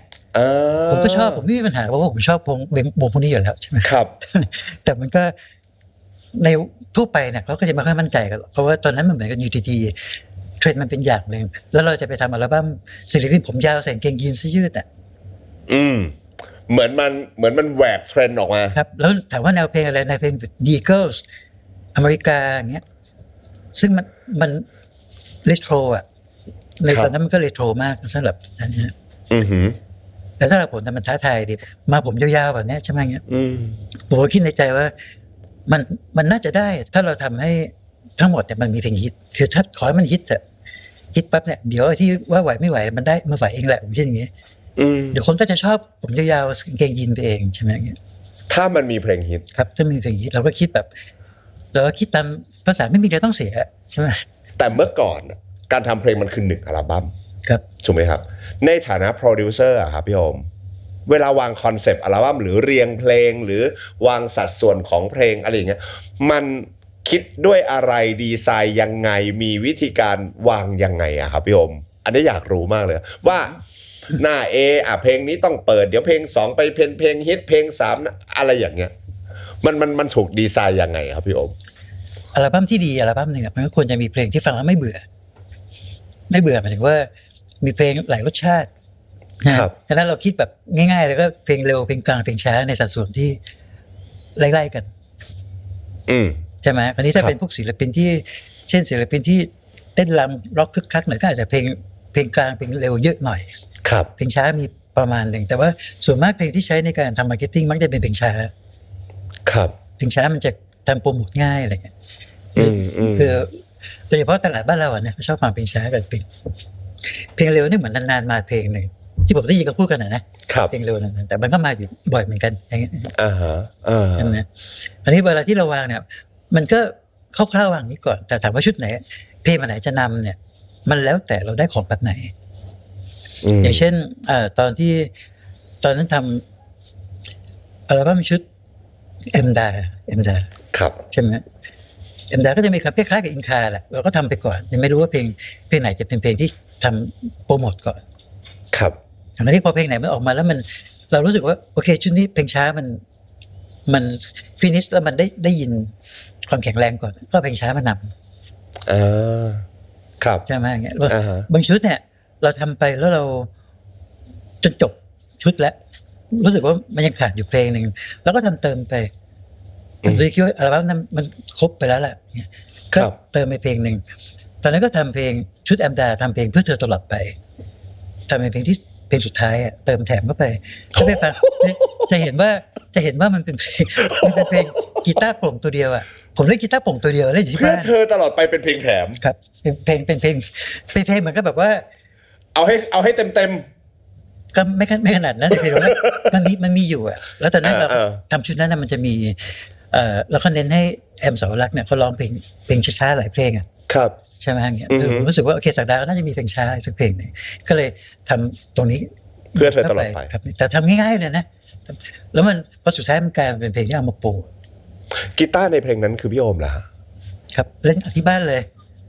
มันเป็นกีตาร์ตัวเดียวผมเล่นเป็นกีตาร์สายไนลอนนะของกิฟสันที่บ้านเพราะว่าที่บ้านมันคือเราเล่นเสียบลายแล้วก็เข้าคอมพิวเตอร์เลย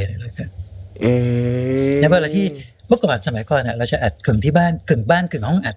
นะก็อัด2ที่ใช่ไหมแต่อันนี้มันแทร็กมันน้อยช่วยอัมดานี่เราเริ่มอัดที่บ้านได้บ้างแล้วเนี่ยเช่นเมื่อก่อนมีเครื่องอัดเสียงชื่อADAC แล้วสักอย่างอัดลงเทปนี้ได้พวกนี้ใช่ไหมผมพอมันกีตาร์รายเดียวแล้วยกมาห้องอัดใส่ร้องก็ง่ายเลยแต่การเล่นดนตรีทั้งเพลงด้วยกีตาร์1ตัวแล้วให้มันไม่น่าเบื่อแล้วมันเพราะมากๆเนี่ยครับผมว่าบางเรื่องยิ่งน้อยยิ่งยากนะครับพี่ผมว่าเพลงนี้มันจะยากถ้าผมพยายามทำให้มันเป็นเพลงแบบซุปเปอร์คลาสสิกเพราะมันสำเร็จมันเป็นเพลงฮิตไงเราก็รู้สึกว่ามันไม่ได้ทำได้ง่ายใช่ไหมแต่จริงๆสิ่งที่มันเป็นไปสำหรับผมมันเป็นอะไรที่เพอร์ฟอร์มได้ง่ายแล้วเป็นเพลงคอร์ดง่ายๆฟังง่ายๆมันก็เป็นเหมือนเพลงเราเล่นคอร์ดวนๆอะไรของเราอยู่อย่างเงี้ยครับส่วนมากเวลาผมแต่งเพลงผมจะร้องออกมาอยู่แล้วคือผมจะไม่ได้มาแต่งแล้วเขียนโน้ตไม่ใช่งั้นนะผมจะเล่นกีตาร์อย่างเงี้ยแล้วผมก็จะร้องฮัมไป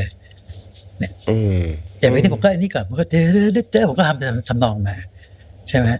ผมก็นึกได้แต่คำว่าอาจจะอะไรเงี้ยอาจจะเนี่ยแล้วเสร็จแล้วก็ไปคุยกับคุณแว่นที่แต่งเนื้อแล้วก็ไปแต่งต่ออาจจะเป็นนู่นอาจจะเป็นนี่ไปเรื่อยอย่างเงี้ยเนี่ยแล้วผมก็นึกพอสุดท้ายก็มันจบด้วยได้รู้เป็นน้อยยาวๆเนี่ยเขาก็ไปแต่งคนเขียนเนี่ยเขาจะเก่งเขาจะเอาไปต่อคำจนจบเพลงเพิ่มอารมณ์ใดๆผมว่าไอ้ความที่เราเล่นเราร้องมันเนี่ยเราเอาไปใช้มันสำหรับผมมันง่ายไงเพราะเราเอาสิ่งที่เราทำได้คล่องๆไปใช้ครับแต่ถ้าเราพยายามนั่งประดิษฐ์ประดอยโน้ตนั่งนึกโน้ตออกมาจากอากาศบางทีมันจะยากเลยอาจจะเครียดWhy Not 7ผมชอบมากเลยแล้วผมก็เพิ่งมีโอกาสได้เจอพี่ๆเขารวมตัวแล้วก็กลับมาเล่นให้ผมได้ฟังในรายการนักผจญเพลงอีกรอบหนึ่งอันนี้ไปอีกทางหนึ่งเลยครับพี่โอมสำหรับผมเรื่องขำๆดีนะครับคือผมเนี่ยมักจะโดนคนทักบ่อยๆว่าผมทำงานอินโนเซนต์มาแล้วผมมาทำคริสติน่าเนี่ยเป็นงานแดนซ์ผมถนัดเหรอทำได้เหรอเงี้ยครับผมโอเคก็รับฟังแล้วก็ทำไปจนมันผ่านไปพอมาทำอินคาเนี่ยคนก็ถามอีกนะ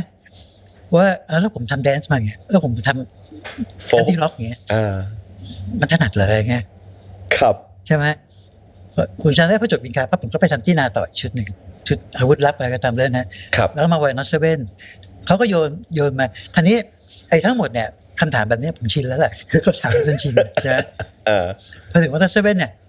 ผมก็เต็มที่เลยเพราะตอนนั้นเนี่ยความที่เราชอบฟังรุ่นสมัยตอนนั้นไอ้แนวอัลเทอร์เนทีฟกำลังมาครับแนวพวกเนวาน่าพวกอะไรที่มันแบบหนัก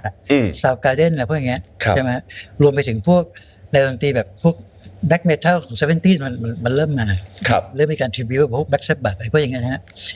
วันนั้น7มาแล้วเขามาพรีเซนต์คือส่วนมากผมจะอินสไปร์มาจากนี่ครับจาก ไอ้ที่เขามาออดิชั่นเขาจะไปเทปมาผมก็เห็นวงเนี้ยเขามาเปิดให้ดูโอ้แล้วนักร้องเนี่ย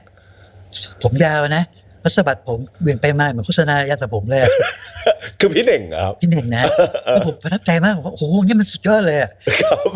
ที่เนี้ยแล้วตอนนั้นมันมีแอคชั่นโรสใช่ไหมการเซ็นโรสใช่ไหมสำหรับผมเนี่ยผมเนี่ยต้องหนักอย่างนี้เลยผมก็ผมจำไม่ได้ว่าเขาโยนมาให้ผมแล้วผมอาสาทำแต่วงนี้ผมชอบผมก็เลยได้ทำมันเซเว่นนั่นแหละอ๋อคือดูเดโมแล้วชอบแล้วเคยขออาสาทำเลย ผมจำไม่ได้เพราะว่าตอนนั้นเนี่ยมันอยู่ใน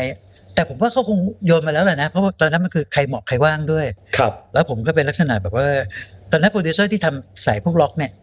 ที่แนวโน้มเนี่ยมันต้องสายมือกีตาร์มันก็จะมีผมกับพี่ต่ำจตุรนต์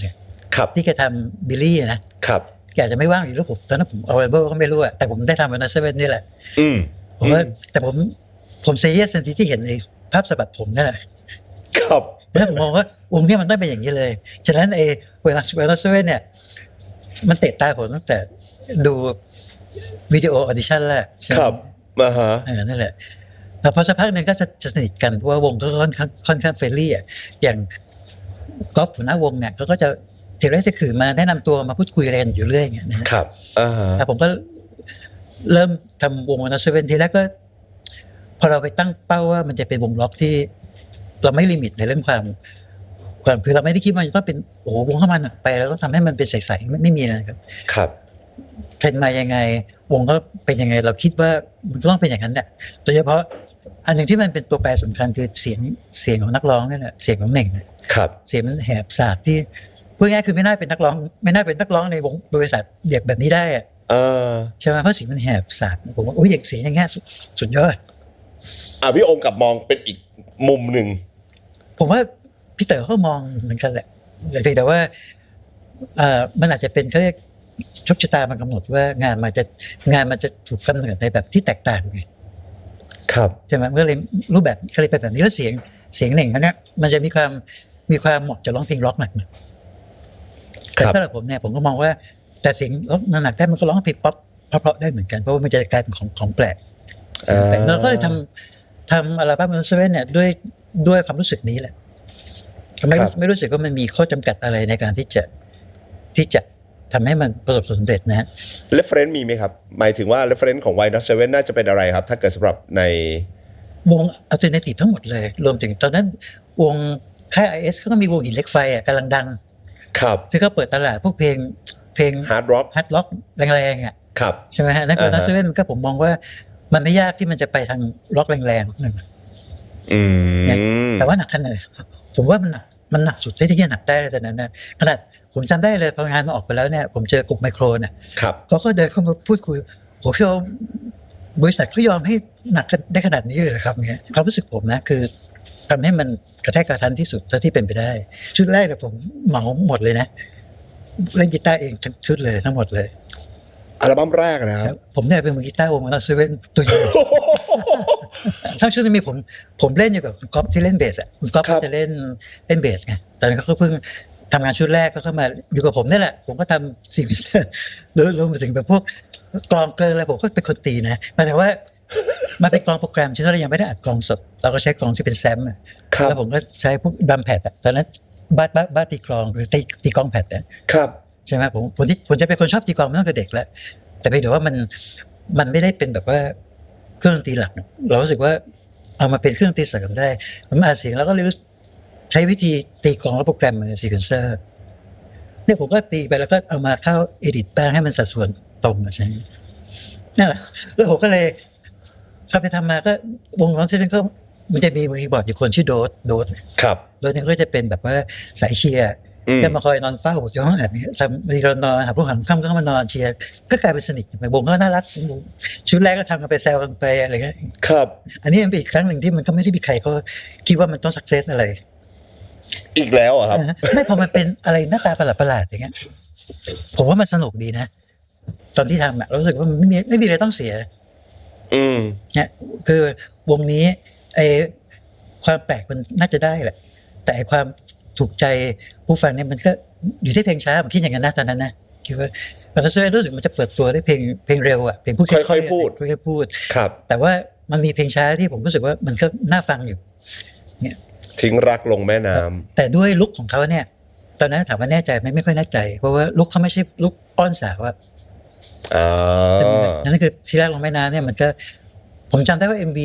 เพลงที่ดีมากนะ MV ตัวเนี้ยทำช่วยส่งเพลงนี่ไปอีกครั้งนึงผมรู้สึกว่าพอเห็น MV ปั๊บแล้วโอเคโล่งอกแสดงว่าพอเวลาเราทำเพลงมาพี่โอมก็จะการันตีกับตัวเองได้ในระดับหนึ่งแต่ก็ต้องบอกว่ามันไม่ใช่ทั้งหมดแปลว่ามันมีองค์ประกอบอีกหลายๆส่วนที่เวลาเราจะทำให้เพลงหนึ่งเพลงหรือศิลปินหนึ่งวงประสบความสำเร็จมันมีอีกหลายๆพาร์ทในมุมผมเนี่ยเพลงมันประสบความสำเร็จไปแล้วตั้งแต่เรา finish มันครับอันนั้นมันคือเราทำมันเสร็จนะครับแต่ว่าเพลงมันฮิตเนี่ยมันแปลว่ามีคนซื้อครับมันไม่ใช่เสร็จมันแปลว่ามันต้องเอาไปวางไปเปิดให้คนฟังคือวิทยุเปิดใช่ไหมคนฟังแล้วก็ต้องชอบด้วยนะครับต้องชอบแล้วถึงซื้อไปฟังพอซื้อไปฟังเยอะๆมันก็ฮิตคือมันเสร็จแต่มันยังไม่สำเร็จก็ต่อเมื่อมีคนซื้อเยอะๆคือเราไม่มีทางรู้หรอกว่าคนเขาจะซื้อหรือไม่ซื้อเขาจะวิทยุจะชอบไม่ชอบเปิดมากน้อยอะไรเงี้ยเหมือนป้าบอกแล้วอย่างมีอยู่เพลงหนึ่งเพลงจะชอบมารีใช่ไหมจะชอบมารีมิสเตอร์ทีมครับตอนนั้นคุณปุ้มพงพงศ์เขาเป็นคนทำอัลบั้มนะแต่ผมช่วยเขาโปรดิวซ์เพลงจะชอบมารีเนี่ยผมรู้สึกอยากให้เขาเป็นวงที่มีเพลงแปลกๆครับที่เป็นเพลงแปลกๆที่มันออกไปแล้วมันทำให้ศิลปินหน้าใหม่มีคนหันมามองอะไรได้ผมก็เลยคิดไปใหญ่ไปโตเลยแล้วไปใช้ทำนองเพลงพื้นบ้านอะไรที่มันฟังเป็นไทยๆอย่างเงี้ยนะพอทำเสร็จแล้วปั๊บนี่ทีมงานผมทั้งทีมชอบกันมากเลยนะครับคือเป็นเพลงที่แบบที่แรกเราเหมือนเราหาเพลงที่เราจะเอาไปใช้โปรโมทมีเพลงครบแล้วก็ยังรู้สึกไม่มั่นใจก็มีแต่เพลงที่เรารู้สึกว่ามันพอใช้ได้นะจนพอทำเสร็จจะชอบมารีเนี่ยโอ้โหแบบเราเฮกันเลยอย่างเงี้ยแต่ไม่รู้เฮเองหรือเปล่าเพราะว่าพอไปส่งเปิดวิทยุฝั่งทางแกรมมี่เขาไม่ค่อยยอมเปิดเขาบอกว่ามันเหมือนเป็นลูกทุ่งครับในช่วงแรกเหรอครับในช่วงแรกพอออกไปมันไม่ได้ขึ้นอันดับอะไรของเขาเลยนะเพราะว่าปกติเพลงมันเปิดออกไปเนี่ยมันต้องขึ้นอันดับใช่ไหมครับอันนี้มันก็กักมีของคุณเองนะฟังอะไรเนี่ยเพลงมันฮิตแน่นอนเพราะว่ามันเสร็จไปแล้วไงใช่ไหมครับดีเนี่ยวิทยุอีกฝั่งหนึ่งเขาก็เอาไปเปิดจนเป็นเพลงฮิตติดแต่คือไม่ขึ้นอันดับวิทยุฝั่งเราแต่ไปขึ้นวิทยุฝั่งอินดี้เปิดกันจนหลังจากนั้นมันก็เริ่มกลายเป็นเพลงฮิตบูมขึ้นมาคุณก็บอกว่าอันเนี้ยมันเสร็จไปแล้วเนี่ยมันฮิตสำหรับเราครับแต่ฮิตสำหรับคนอื่นมันต้องใช้องค์ประกอบอื่นใช่ไหมซึ่งนี่เรากำหนดไม่ได้เลยพิจารณาเรารู้ฟีดแบ็กแล้วเป็นพี่อินคากลับมาพิจารณาชุด2ชุด3กลับมาไวน็อตแล้วมันประสบความสำเร็จหมดเลยพี่เต๋อตบหลังอีกไหมครับหรือพี่เต๋อมีคอมเมนต์ว่ายังไงครับทำไมพี่เต๋อพอผ่านช่วงแรกๆมาเนี่ยเราก็เป็นคือพอเราทำงานเยอะขึ้นเนี่ยแกก็จะเริ่มมอบหมายอะไรให้นู่นนี่นั่นแหละคือแทนที่จะให้เราโปรดิวซ์หน่อยแกจะเริ่มให้เราไปคุมร้องบ้างแปะอะไรบ้างคือให้เรามีบทบาทมากขึ้นนะครับคงคิดว่าเราน่าจะช่วยงานอะไรก็ได้มากขึ้นขอบเขตงานมันก็จะเป็นลักษณะเหมือนแบบว่าเราจะรับมอบหมายหน้าที่แบบอื่นครับอย่างเช่นแกก็จะให้เราหลังจากนั้นปั๊บเนี่ยแกก็ไม่ได้มาสนใจมาลุ้นแล้วว่าเราจะอะไรยังไงนะเรื่องที่พูดคุยมันก็จะไปเป็นเรื่องที่มันนี่มากขึ้นnext step next step อยู่ตลอดใช่ไหมเงี้ยครับแล้วก็ตอนนั้นก็จะมีโปรดิวเซอร์ใหม่ๆเข้ามาเสริมทีมเช่นคุณปอนธนาเนี่ยก็จะเริ่มเข้ามาร่วมทีมแล้วก็จะทำชุดทาทะยังชุดแรกเนี่ยครับทีนี้แกก็พี่เต๋อปกติแกจะเป็นคนที่แบบใครๆก็อยากให้แกไปคุมร้องครับใช่ไหมครับซึ่งเป็นงานที่ผมว่าแกเบื่อมากเลยการคุมร้องเพราะอะไรอ่ะพี่โอมมันใช้เวลาเยอะแล้วก็นักร้องส่วนมากก็จะร้องกันนานเนี่ยเพราะว่ามาตรฐานของแกรมมี่คือเมื่อก่อนมันไม่มีเครื่องอีดิทร้องนะที่เขาต้องมานั่งปรับเสียงร้องแบบสมัยนี้ไม่มีเมื่อก่อนเราก็ต้องเพลงเดียวมันจะร้องเป็นวันอย่างเช่น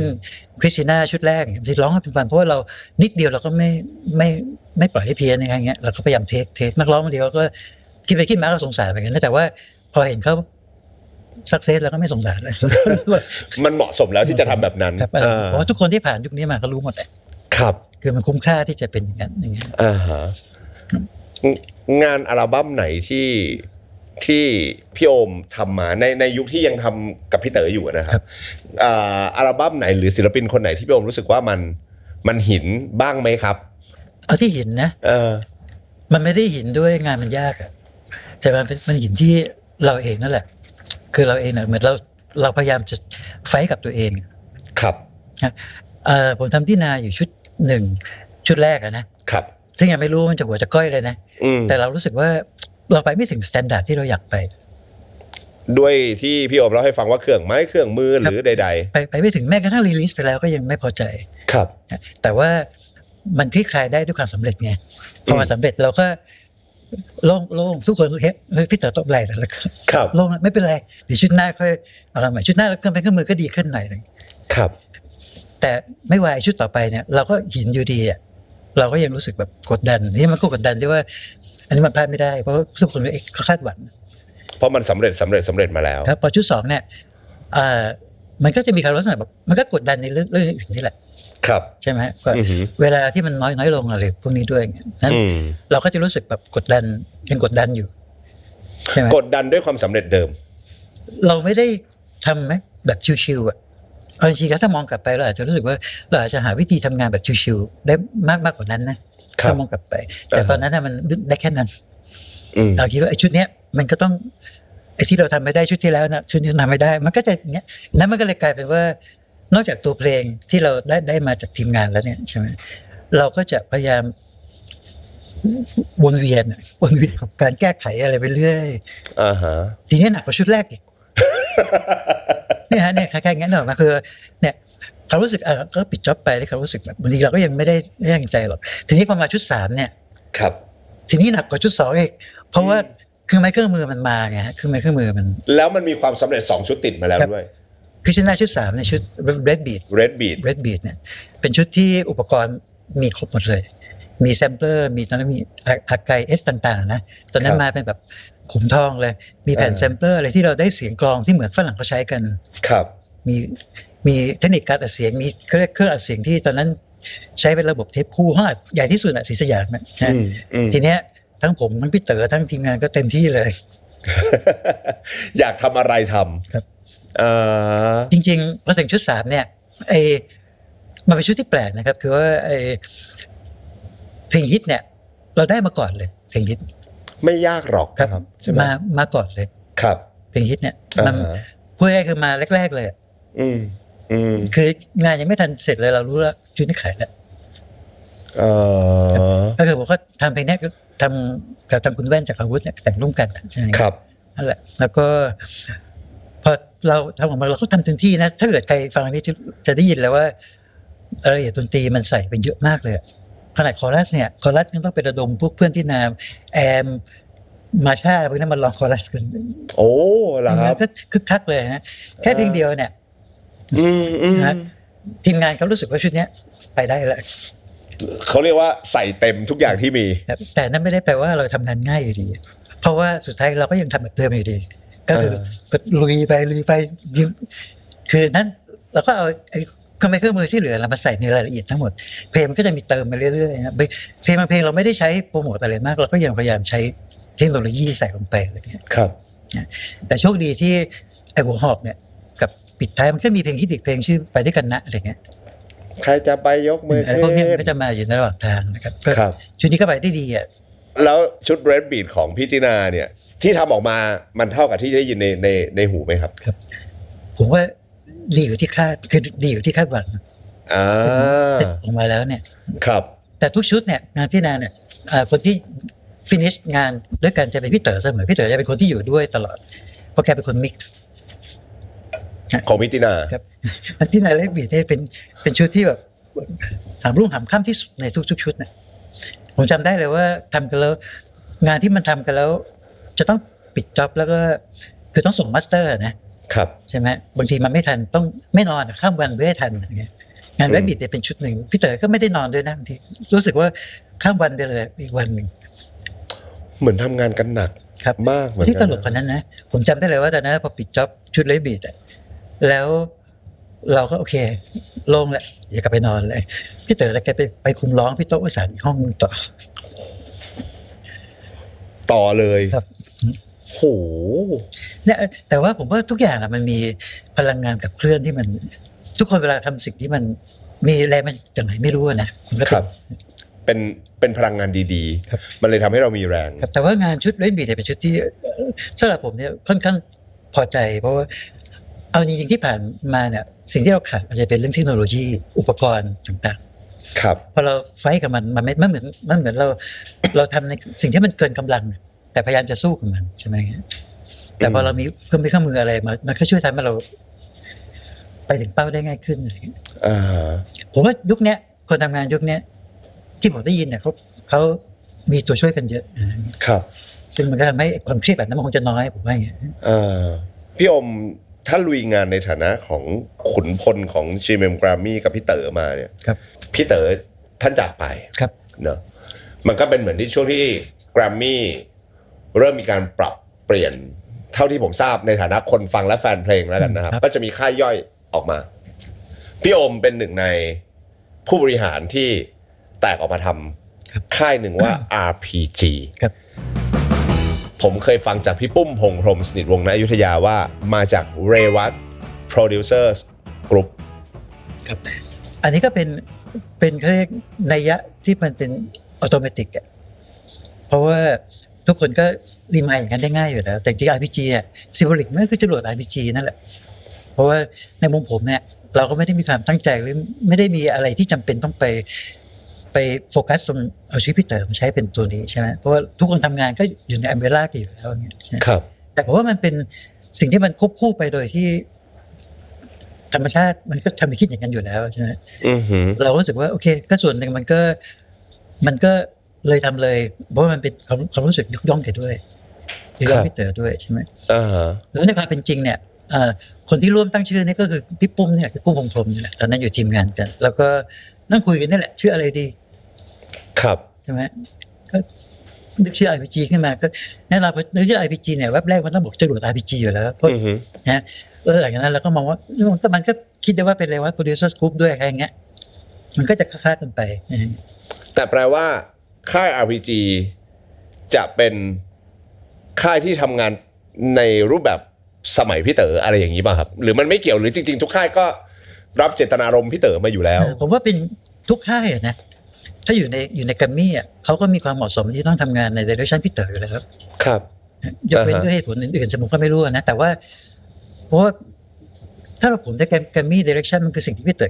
ตั้งไว้มาตรฐานที่ดีอยู่ตั้งแต่แรกใช่ไหมครับครับนั่นคือผมก็ไม่ได้คิดว่า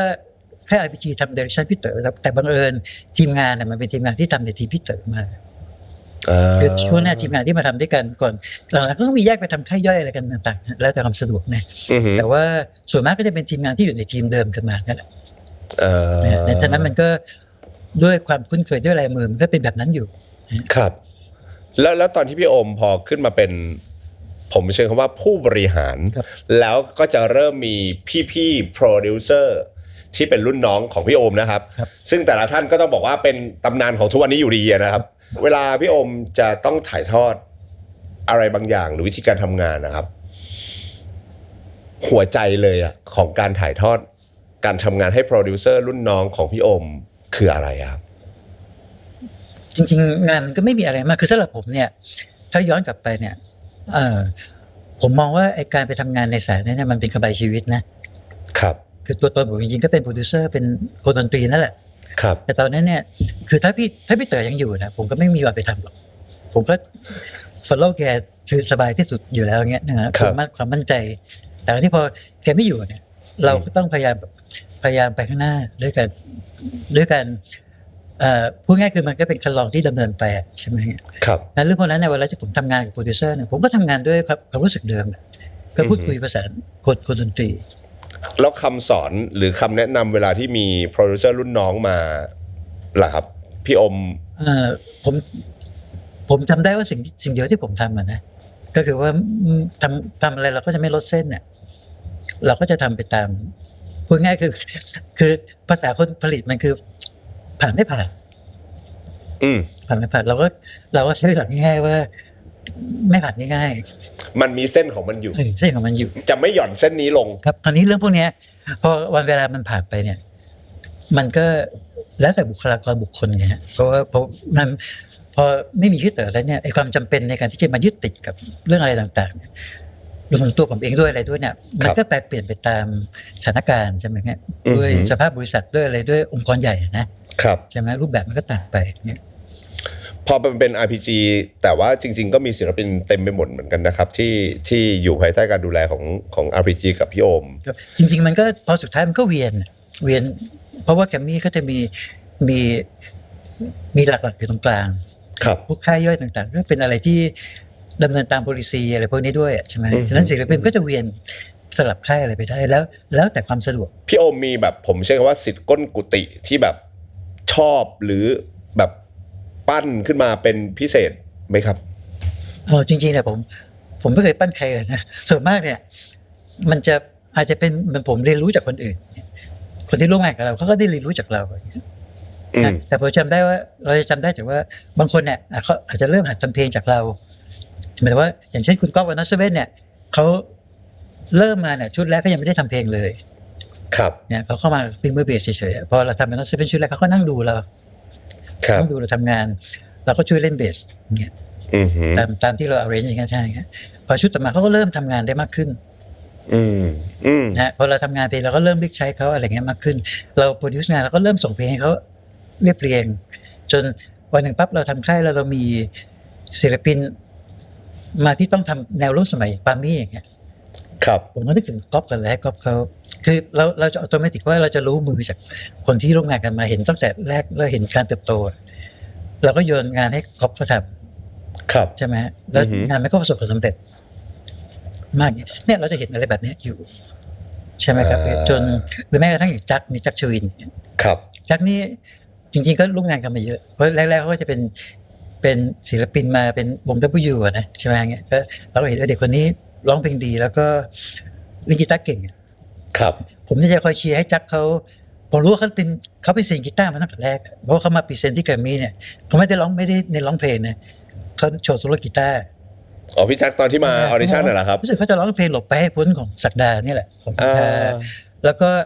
เด็กคนนี้เล่นกีตาร์เก่งเล่นเก่งมากเลยแต่ว่าผมดูว่าบุคลิกก็จะเรียบๆนะเขาจะพอเรียบร้อยใช่ไหมครับแล้วชุดแรกก็เลยทำเป็นดูโอ W นี่แหละมีการทำ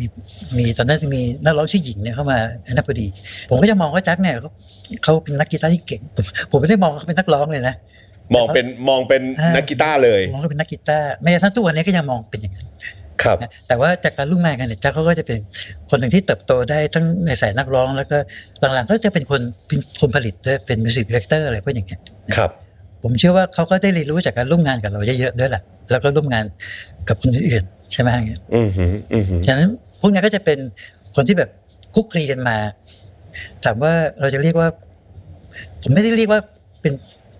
สิทธิ์ที่เป็นไม่มีนะครับผมคิดว่าเราเป็นเพื่อนร่วมงานกันมากกว่าแล้วเขาคงได้รับซึมซับจากประสบการณ์กับเราไปด้วยอย่างเงี้ยนะ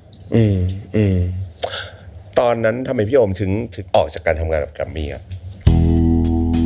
ผมว่ามันถึงเวลาเพราะมันเหมือนแบบว่าคือเรื่องเนี้ยเราก็คิดอยู่ทบทวนนะครับจริงๆแล้วผมว่าพอไม่มีพี่เต๋อผมก็ปรับตัวจากเดิมที่ทำงานอะไรก็ต้อง follow แกอย่างเงี้ยใช่ไหมมาเพื่อทำให้เราไปกับองค์กรได้ดีแต่ตอนนั้นเนี่ยไอ้ความสำเร็จใหญ่ๆอันเดิมเนี่ยมันก็ประคองทุกอย่างได้ดีอยู่เนี่ยนั้นสำหรับผมมันไม่ยากที่เราจะถึงพี่เต๋อแกไม่อยู่กับเราแล้วเนี่ยเราก็ยังคงไปได้เรื่อยๆครับในองค์กรที่ยังแบบว่ายังเป็นบรรยากาศหรือว่าเป็นบูสต็อกแบบเดิมๆใช่ไหมคือยังมีความพูดจาภาษาดอกไม้กันอยู่อย่างเงี้ยครับได้อยู่จนไปนานๆอะไรเพราะอะไรมันเปลี่ยนไปเนี่ยสำหรับผมเนี่ยไอความรู้สึกเฟรชหรือความรู้สึกอะไรแบบเดิมๆที่เคยมีมันก็น้อยลงนะซึ่งมันทำให้เราแบบว่ามันทำให้เราค่อยๆเฟดออกมาได้ไม่ยากนะครับเพราะว่ามันด้วยวัยเนี่ยมันรู้สึกว่าเราก็อยากจะออกมาเป็นอิสระจากการที่ทำแล้วเราก็ต้องมุมมองเดิมๆเพราะอยู่ในองค์กรใหญ่เนี่ยบางทีนอกจากความสำเร็จหรือไซส์ขององค์กรเนี่ยมันก็มีเรื่องบรรยากาศครับเนี่ยมีเรื่องสิ่งที่เราก็เห็นผู้คนเยอะแยะมากมายใช่ไหมครับบางทีเราก็อยากจะคิดจะทำอะไรในแบบที่เราไม่ต้องมีอะไรอยู่ในหัวเยอะมากมีแต่ตัวเราอะไรอย่างเงี้ยแล้วที่สำคัญอันนึงเนี่ยเป็นเรื่องที่เวลาใครถามก็จะชอบเล่านะอย่างช่วงอยู่แกรมมี่เนี่ยช่วงน่าจะประมาณช่วง RPG กลางๆครับช่วงนั้นก็จะยังเหมือนคนอื่นนะก็มีสูบบุหรี่อยู่ครับคนที่สูบบุหรี่จัดแล้วแหละใช่ไหมฮะครับ เราก็ตัดสินใจเลิกเลยเลิกสูบบุหรี่เลย เลิกเลยหักดิบเลยครับใช่ไหมฮะแต่อันนี้การเลิกอันนั้นมันไม่ง่ายเราต้องมีอะไรที่เป็นตัวช่วยในการที่เราจะผมก็เลยใช้วิธีแบบว่าจากการทำงานผลิตจากการบริหาร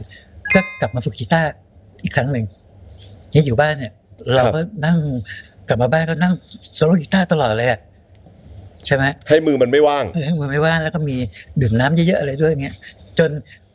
สักพักหนึ่งผมก็ไปเข้ากลุ่มกับพวกอาจารย์ปราชญ์เขาเล่นโปรแจมคุณป๊อปเดอะซันอะไรพวกนี้ครับจนกลายเป็นคนชอบเล่นดนตรีอีกครั้งหนึ่งนะตอนแรกจะเห็นว่าผมจะไปแจมกีตาร์อยู่ตลอดเวลาอย่างนี้ครับช่วงนั้นจะไปบวกความที่เราก็เริ่มล้าๆกับบรรยากาศในองค์กรเราก็อยากออกมาเขาเรียกมาเดินทางสายอื่นบ้างพูดง่ายๆคือกับด้วยความไม่รู้ตัวเนี่ยเราก็อยากจะกลับมาเป็นมิวสิชเชียนมากขึ้นกว่าเดินหน้าเป็นคนบริหารองค์กรใช่ไหมครับแต่ว่าด้วยความที่เราก็มาจากคนทำค่ายเพลงนะครับจะไปอยู่ตรงไหนมันก็จะมีความยังสลัดทันทีไม่ได้มันก็ยังต้องทำอยู่บ้างอะไรบ้างตามวันเวลากันไปแต่ว่าสำหรับผมเนี่ยไอ้จากจุดเล็กๆตอนนั้นที่เราหันกลับมาฝึกดนตรีมันทำให้เราเพิ่มความเป็นผมมองว่าจุดเปลี่ยนมันอยู่ตรงนั้นเลยนะตอนที่ตัดสินใจเลิกสูบบุหรี่ครับแล้วก็ทำให้เรากลับมาเล่นกีตาร์อย่างเป็นบ้าเรียกว่าเป็นบ้าเป็นหลังเลยคนก็ไม่รู้เพราะเราเล่นอยู่บ้านใช่ไหมครับเมื่อก่อนนะผมจะคิดสอนเลสพอลก็เก็บเข้ากลุ่มไปแล้วเราก็จะอยู่กับคอมพิวเตอร์กับพวกคีย์บอร์ดกีตาร์ก็เล่นบ้างเล่นแบบเนี้ยอัดเสียงอะไรเงี้ยไม่ได้ยากอะไรใช่ไหมเงี้ยแต่ว่านั้นเราก็ไปเอาเก็บใส่เลสพอลแล้วก็เล่นกลับมาเล่นกีตาร์จริงจังอีกทีจนถึงทุกวันนี้ความรู้สึกผมคือเรากลับมาเป็นมิวสิชเชียนเต็มตัวแล้วผมว่ามันเป็นเรื่องที่แบบว่าจากจุดตรงนั้นเนี่ยแล้วมันส่งให้เราเปลี่ยนไม่งั้นป่านนี้อาจจะนั่งบริหารค่ายเพลงอะไรไปเป็นอีกแบบนึงแล้วนะฮะครับแต่พี่โอมก็หลังจากที่ออกมาพี่โอมก็มีการมาเปิดเหมือนค่ายคราฟแมนมามีครับแต่ว่าคราฟแมนนี่เป็นงานที่ทำแบบว่าเป็นเหมือนงานทดลองคือทำพี่ปุ้มก็ทำ Gen X อยู่ใช่ไหมครับก็ชวนกันมาทำแล้วผมก็มองโอเคมันก็ดีมันก็เป็นอิสระใช่ไหมครับแต่ว่าเราก็ทำได้พักหนึ่ง direction มันเป็นลักษณะเหมือนทำบริษัทดิสทริบิวเตอร์มากกว่าใช่ไหมครับซึ่งมันก็ไม่ใช่เป้าหมายที่เราคิดนะรู้สึกตอนนั้นจะมี Forgotten นะใช่ Forgotten ใช่ไหมพี่จักพี่กอล์ฟปีเตอร์โชลุทำพักเดียวเองอันนั้นน่ะทำสักระยะหนึ่งใช่ไหมครับแล้วตอนหลังก็อันที่เดิมเขาจะเปลี่ยนไปเป็นรู้สึกก็จะทำเป็นบริษัทเป็นค่ายเพลงจริงจังชื่อ Butterfly อะไรอย่างเงี้ยครับนะแล้วก็ทำไปทางนั้นก็เป็นเราก็ปลีกตัวมาทำแล้วรู้สึกผมก็จะมาทำงานเป็นมิวสิกดีเรคเตอร์ทำกับส่วน AF ทำ Academy Fantasia เริ่มตอนปีที่10นะทำบริษัทเล็กๆชื่อ Mr. Music ทำ Music Production อะไรพวกนี้ผมยังจำได้เลยครับพี่โอมเพราะว่าตอนนั้นผมยังมีโอกาสไปทำพิธีกรโปรเจกต์สิงห์ Master Band อะไร Master of the Band Master of the Band เป็นยุคนี้แหละยุคทำ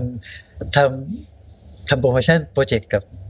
สิงห์ค่ายสภาพดนตรีนะใช่ยังจำได้ว่าผมไปเจอพี่โอมที่เชียงรายพี่โอมเป็นกรรมการผมเป็นพิธีกรอันนั้นหลังจากนั้นอีกนานเลยนะหลังจากยุคครับแมนนานเลยนะอ๋อเหรอครับที่ลูกแก้วก็ยังไปเป็นใช่บางทีมันก็มีหลายยุคแหละแต่ผมจะแยกเป็นยุค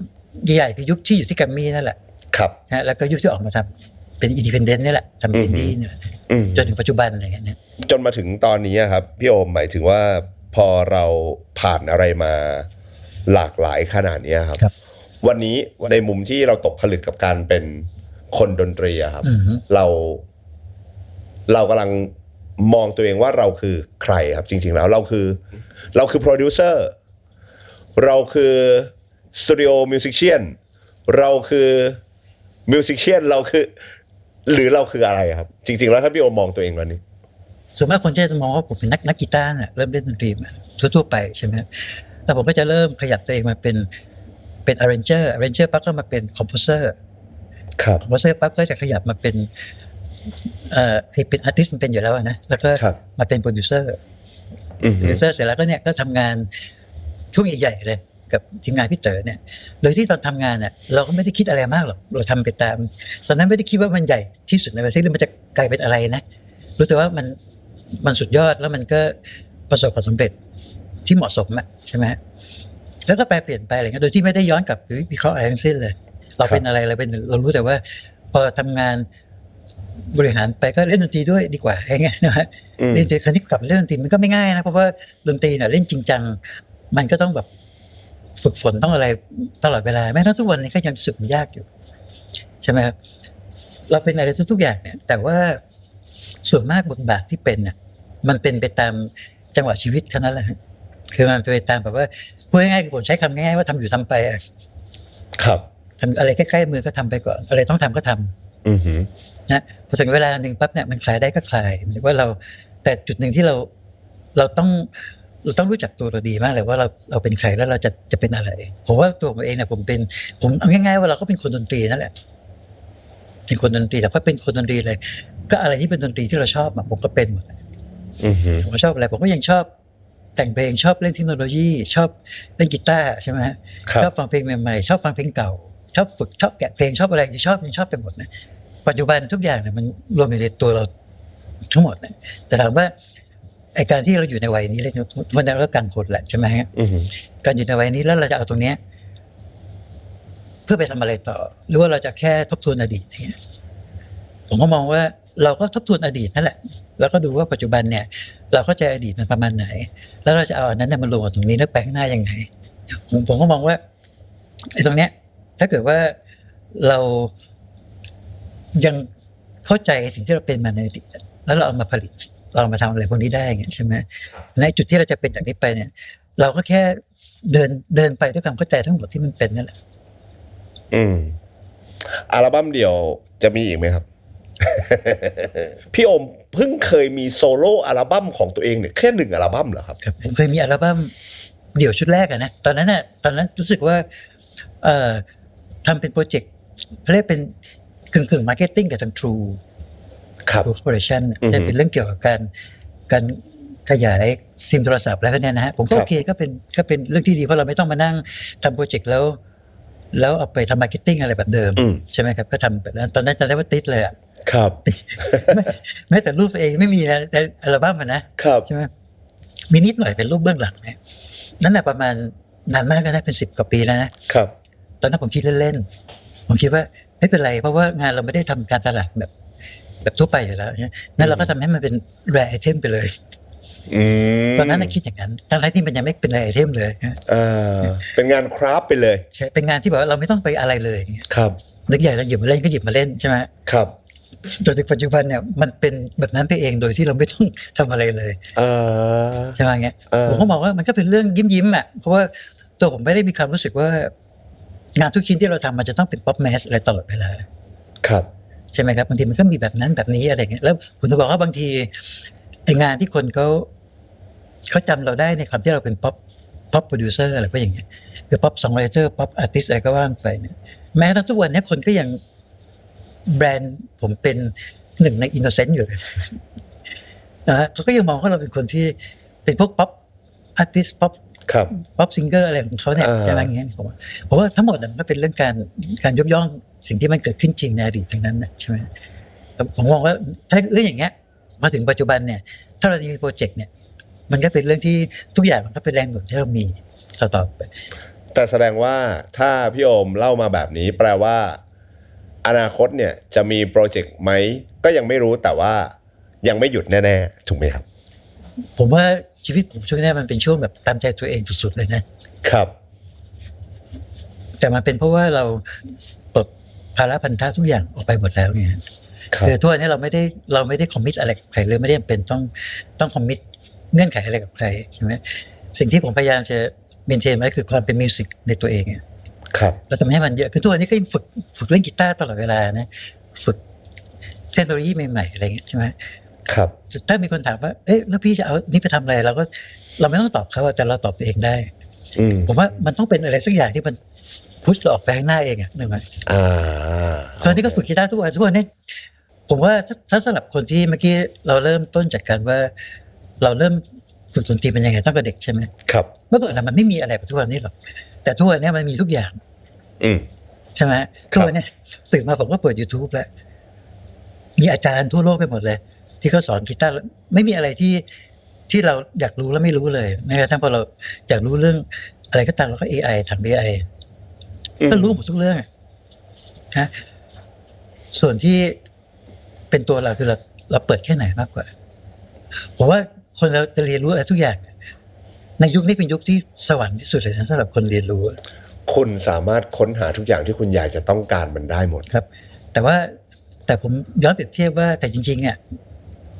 ธรรมชาติคือคนเนี่ยมันมีลิมิตในการเปิดรับหรือในการเรียนรู้ครับในนั้นทุกคนก็ต้องตั้งลิมิตตัวเองไว้ว่าคุณอยู่ในเลเวลไหนกันนั้นเวลาทุกอย่างมันมีให้พร้อมเนี่ยมันไม่ได้แปลว่าทุกคนจะเรียนรู้ได้เท่ากันอย่างเนี้ยปัจจุบันผมก็แต่งเพลงแต่งงานอะไรเก็บไปเพราะเราไม่ได้ทำงานให้ใครเราก็จะมีงานที่เราทำสะสมไว้อย่างเงี้ยครับนั่นคือสิ่งที่ผมทำปัจจุบันคือการแต่งเพลงสะสมไว้ใช่ไหมแต่ว่าแต่งไงก็แต่งไปตามความรู้ความสามารถที่เรากันกรองและมีทุกวันนี้แหละใช่ไหมคราวนี้มันก็อาจจะพาไปเป็นอะไรก็ตามคือแน่นอนอ่ะด้วยมีเดียด้วยสื่อปัจจุบันมันก็เผยแพร่ได้ไม่ยากแหละผมก็อาจจะสามารถเอามันออกมายื่นได้ง่ายๆโดยที่ไม่ต้องผ่านขั้นตอนบริษัทเพลงอะไรแบบเมื่อก่อนนะครับครับแล้วก็คงมีคนที่เขาโอเคคงไปทางเลือกให้คนฟังอยากได้ยินอะไรพวกนี้อยู่ตั้งแต่ฟังพี่โอมมาแล้วที่พี่โอมบอกว่าหัวใจของการทำเพลงคือการทำเพลงให้เพราะเนี่ยผมขอmeaning นิยามหรือเทคนิคตรงนี้หน่อยได้ไหมครับเผื่อคนดูที่เป็นนักดนตรีเขาอยากจะได้เทคนิคอะไรบางอย่างว่าทำเพลงให้เพราะแบบชาตรีคงสุวรรณเนี่ยต้องคิดยังไงหรืออย่างน้อยต้องทำยังไงโอเคครับจริงๆมันเหมือนกับมันเป็นคำตอบเดียวกับการทำสิ่งที่เราชอบมันคือว่าเราชอบอะไรไม่ใช่ว่าบอกสิ่งที่เราชอบแล้วจบนะเพราะจริงๆมันคือเราชอบอะไรสิ่งที่เราชอบมันโอเคไหมที่เราจะนำมาใช้ให้เป็นประโยชน์กับชีวิตเนี่ยใช่ไหมครับมันเหมือนกับว่าสมมติว่าสิ่งที่เราชอบเนี่ยมันแปลว่าเราสามารถสัมผัสหรือว่ารู้สึกมันได้โดยที่ไม่ยากเพราะเราชอบอยู่แล้วแต่กว่าจะชอบเนี่ยคุณต้องมีการสะสมนะสะสมว่าคุณฟังเพลงพวกนี้ฟังเพลงแนวนี้แล้วคุณดื่มด่ำกับมันคุณคุ้นเคยกับมันแล้วคุณชอบได้ยินปั๊บคุณรู้เลยว่านี่คือสิ่งที่คุณชอบแล้วคุณทำงานคุณก็คุณเอาสัมผัสเนี้ยมาทำสิ่งยื่นสิ่งที่คุณจัดนะว่ามันคล้ายๆอย่างนั้นมันเหมือนกับคนเราต้องทำสิ่งที่ถนัดหรือทุกอย่างครับสมมติคุณเล่นกีตาร์เล่นแนวไหนเล่นแนวที่ถนัดไม่ต้องเครียดมากเขาก็เล่นบางคนนะเขาเล่นแบบว่าเล่นชิวๆเลยถนัดเล่นคล่องเลยนะแต่ว่าเล่นยากไม่ยากเลยเพราะถนัดแต่ว่าถูกไหมถูกต้องแต่ว่าสิ่งนี้กว่าจะถนัดต่างบ้านก็บอกว่าโอ้ผมฝึกหนักคือเขาต้องฝึกมาก่อนที่เขาจะเอามาใช้ครับเนี่ยเขาต้องฝึกมาก่อนเพราะว่าถ้าเกิดคนเราเอาแต่ถนัดอย่างเดียวแล้วไม่เตรียมอะไรมาเลยนะเพราะว่าทำถนัดก็ถนัดอย่างเงี้ยก็ทำไปถนัดอยู่อย่างเดียวเลยไม่มีการเพิ่มทักษะเลยครับใช่ไหมครับอาจจะไม่พอครับคุณชอบอย่างเดียวคุณชอบอยู่อย่างเดียวเลยคุณไม่ชอบแต่อย่างเงี้ยแล้วทางผมชอบอย่างนี้ผมทำสิ่งที่ผมชอบแต่ปรากฏว่าคุณไม่ไ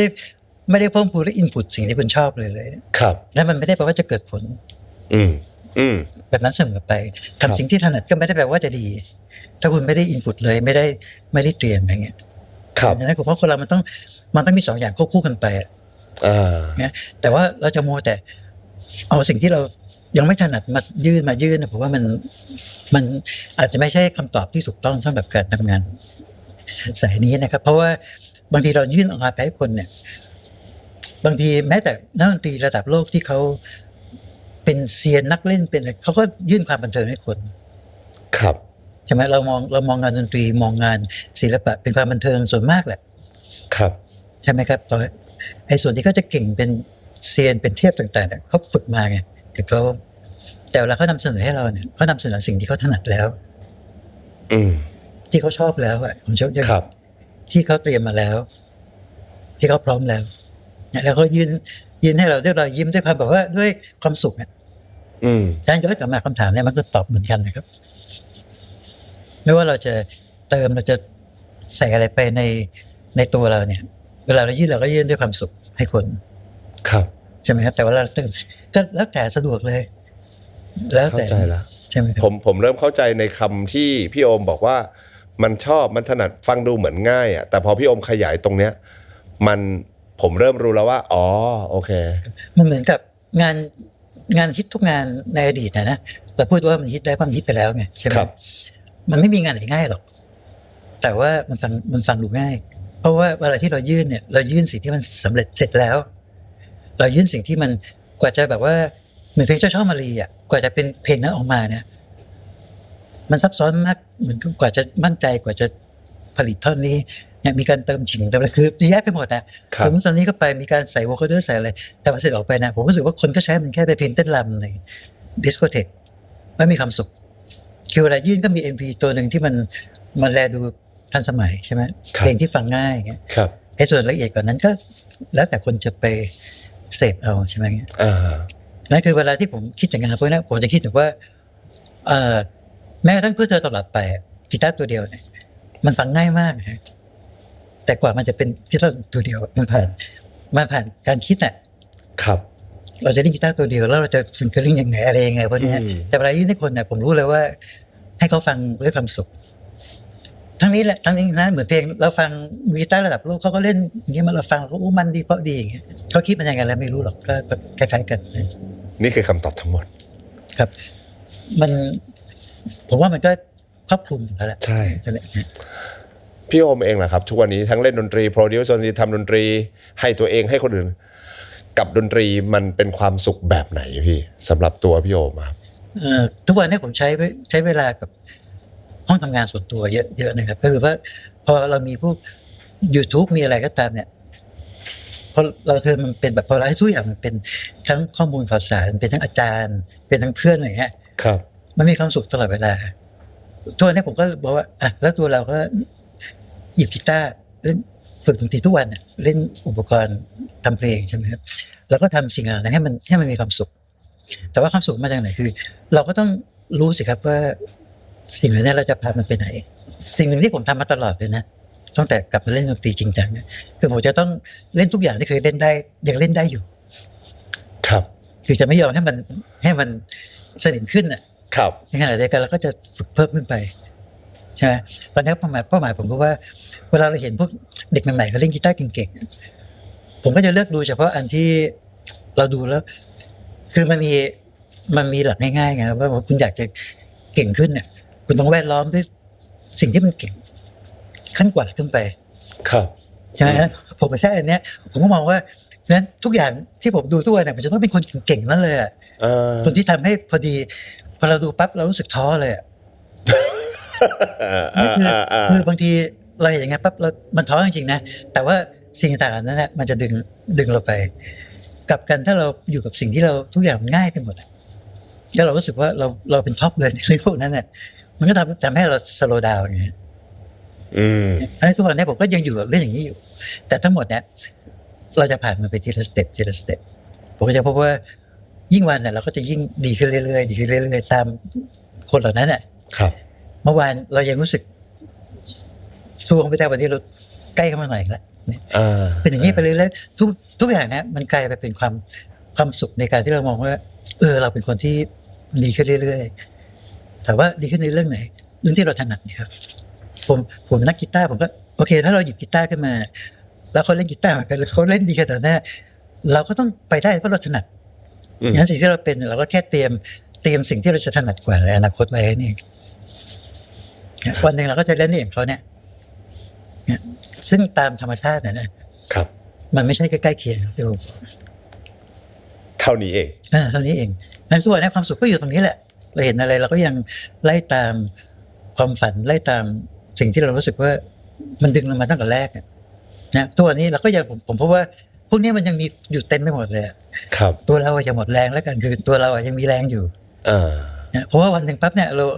เท่าแก่ชราไปเรื่อยตามอายุขัยเนี่ยแรงมันจะน้อยลงอยู่แล้วทุกคนรู้อยู่แล้วใช่ไหมครับครับ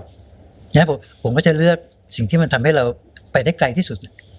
ยกเว้นสิ่งที่เราทำผ่านมาแล้วเรารู้สึกว่ามันไม่ต้องไปท